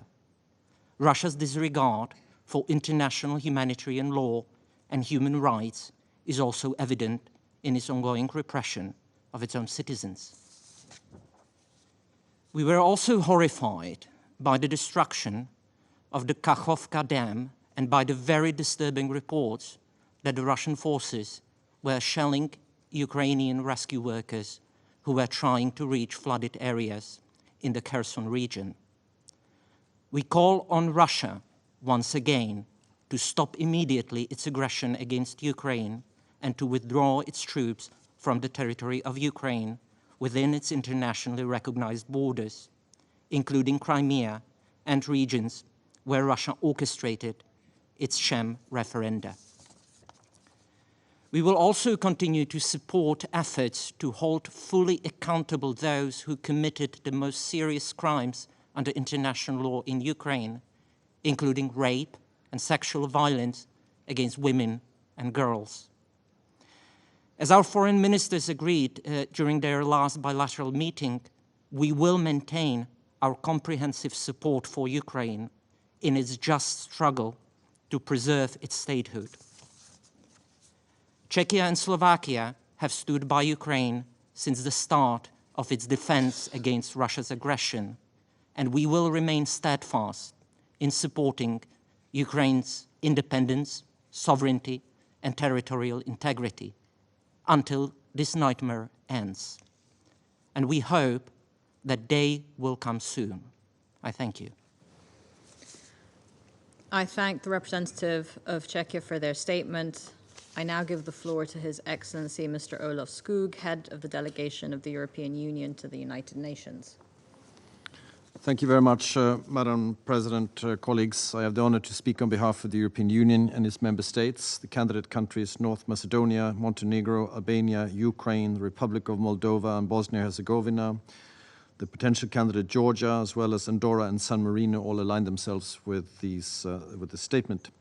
First, I wanted to thank Under-Secretary General De Carlo for a briefing, and I wanted to take this opportunity to commend the entire UN team on the ground, led by resident coordinator Denise Brown, for the invaluable assistance that you are providing to the people of Ukraine in these very difficult times. We know the UN system is fully mobilized through humanitarian relief, support to refugees and internally displaced persons, human rights monitoring, mine action, nuclear safety, addressing the dire global consequences of Russia's aggression, and much more besides, and you have our very strong support. Madam President, as Russia's unprovoked and unjustified war of aggression approaches the tragic mark of 500 days, the people of Ukraine and the international community desire a comprehensive, just and lasting peace in Ukraine in line with the UN Charter and the resolutions of the General Assembly. Yet one country, the aggressor, remains steadfast in pursuing its brutal war against the neighboring country and its people. When African heads of state visited Kiev last week calling for peace, Russia responded by bombing the city, as it did when the UN Secretary General visited last year. The way to end Russia's assault on Ukraine is crystal clear. Russia must stop its war and immediately, completely, and unconditionally withdraw all of its forces and proxies from the entire territory of Ukraine within its internationally recognized borders. I will emphasize briefly 3 points in my intervention. One, the dramatic human rights situation in the territories temporarily occupied by Russia. Two, the importance of upholding international humanitarian law. And three, the need for accountability. Madam President, the human rights situation in the occupied territories is of grave concern. International monitoring mechanisms, including the Human Rights Monitoring Mission in Ukraine, and the UN Commission of Inquiry have concluded that Russian authorities have committed a wide range of violations of international humanitarian law and international human rights law in Ukraine. The reported violations include indiscriminate attack against civilians and civilian infrastructure, a widespread and systematic pattern of summary executions, torture and ill treatment and unlawful confinement, as well as inhumane detention conditions, rape and other forms of sexual and gender-based violence, and forced transfer and deportation, including of children. Many of these amount to war crimes. The last report of the Commission of Inquiry also concludes that the attacks of Ukraine's energy-related infrastructure and the use of torture by Russian authorities may amount to crimes against humanity. We call on Russia to uphold international human rights law. Its practice of forcibly issuing Russian passports to Ukrainian citizens is in blatant violation of international law, and it undermines Ukraine's sovereignty. The ICRC should be granted full and unconditional access to all detained persons, and all illegally detained Ukrainian citizens by Russia should be released. The decision by the Russian Central Election Commission to hold so-called elections in the temporarily military-occupied territories of Ukraine is yet another violation of international law, and by the way, the October GA resolution adopted by the United Nations on Ukraine's territorial integrity. Secondly, we reiterate the importance of upholding international humanitarian law. We are appalled by reports that evacuation teams rescuing civilians following the destruction of the Kachova hydroelectric power plant dam are being shelled. We urge the Russian Federation to cease such attacks and allow help to the affected civilian population, including in areas under Russian military control. The EU condemns the attack at the Kharkova HPP in the strongest possible terms. It is a direct consequence of Russia's aggression against Ukraine. The downstream flooding has not only put tens of thousands of civilian lives in danger, but it's also affecting water and energy supplies and causing an ecological and environmental catastrophe. As repeatedly requested by the United Nations, we urge Russia to enable safe, rapid, and unhindered humanitarian access to populations in need of assistance, in particular into the temporarily occupied territories. Aid cannot be denied to those in need. The impact of Russia's aggression on children is particularly horrific, and we look forward to the imminent publication of the Secretary General's report on children in armed conflict. Third, the EU is firmly committed to ensuring full accountability for war crimes and the other most serious crimes committed in connection with Russia's war of aggression. We emphasize the importance of coordinated accountability initiatives to combat impunity and ensure justice. We support the ongoing work for the establishment of a tribunal for the prosecution of the crime of aggression, which is of concern to the international community as a whole. The EU welcomes the establishment of the International Center for the Prosecution of the Crime of Aggression at Eurojust in The Hague. We're also fully supportive of the establishment of an international mechanism to register the damages Russia has inflicted, following the UN GA resolution of November 2022, which acknowledged the need for a register of damage, and the Reykjavik summit recently of the Council of Europe, the register now was established. We underlined our support for the investigations of the prosecutor of the International Criminal Court. Madam President, the EU calls for a just, comprehensive and lasting peace in line with the UN Charter and the GA resolution adopted in February, and in respect of Ukraine's independence, sovereignty and territorial integrity within its internationally recognized borders. A peace that will benefit all nations, as the Ukraine ambassador just said. We welcome international efforts to this effect, and we reaffirm our support to President Zelensky's peace formula.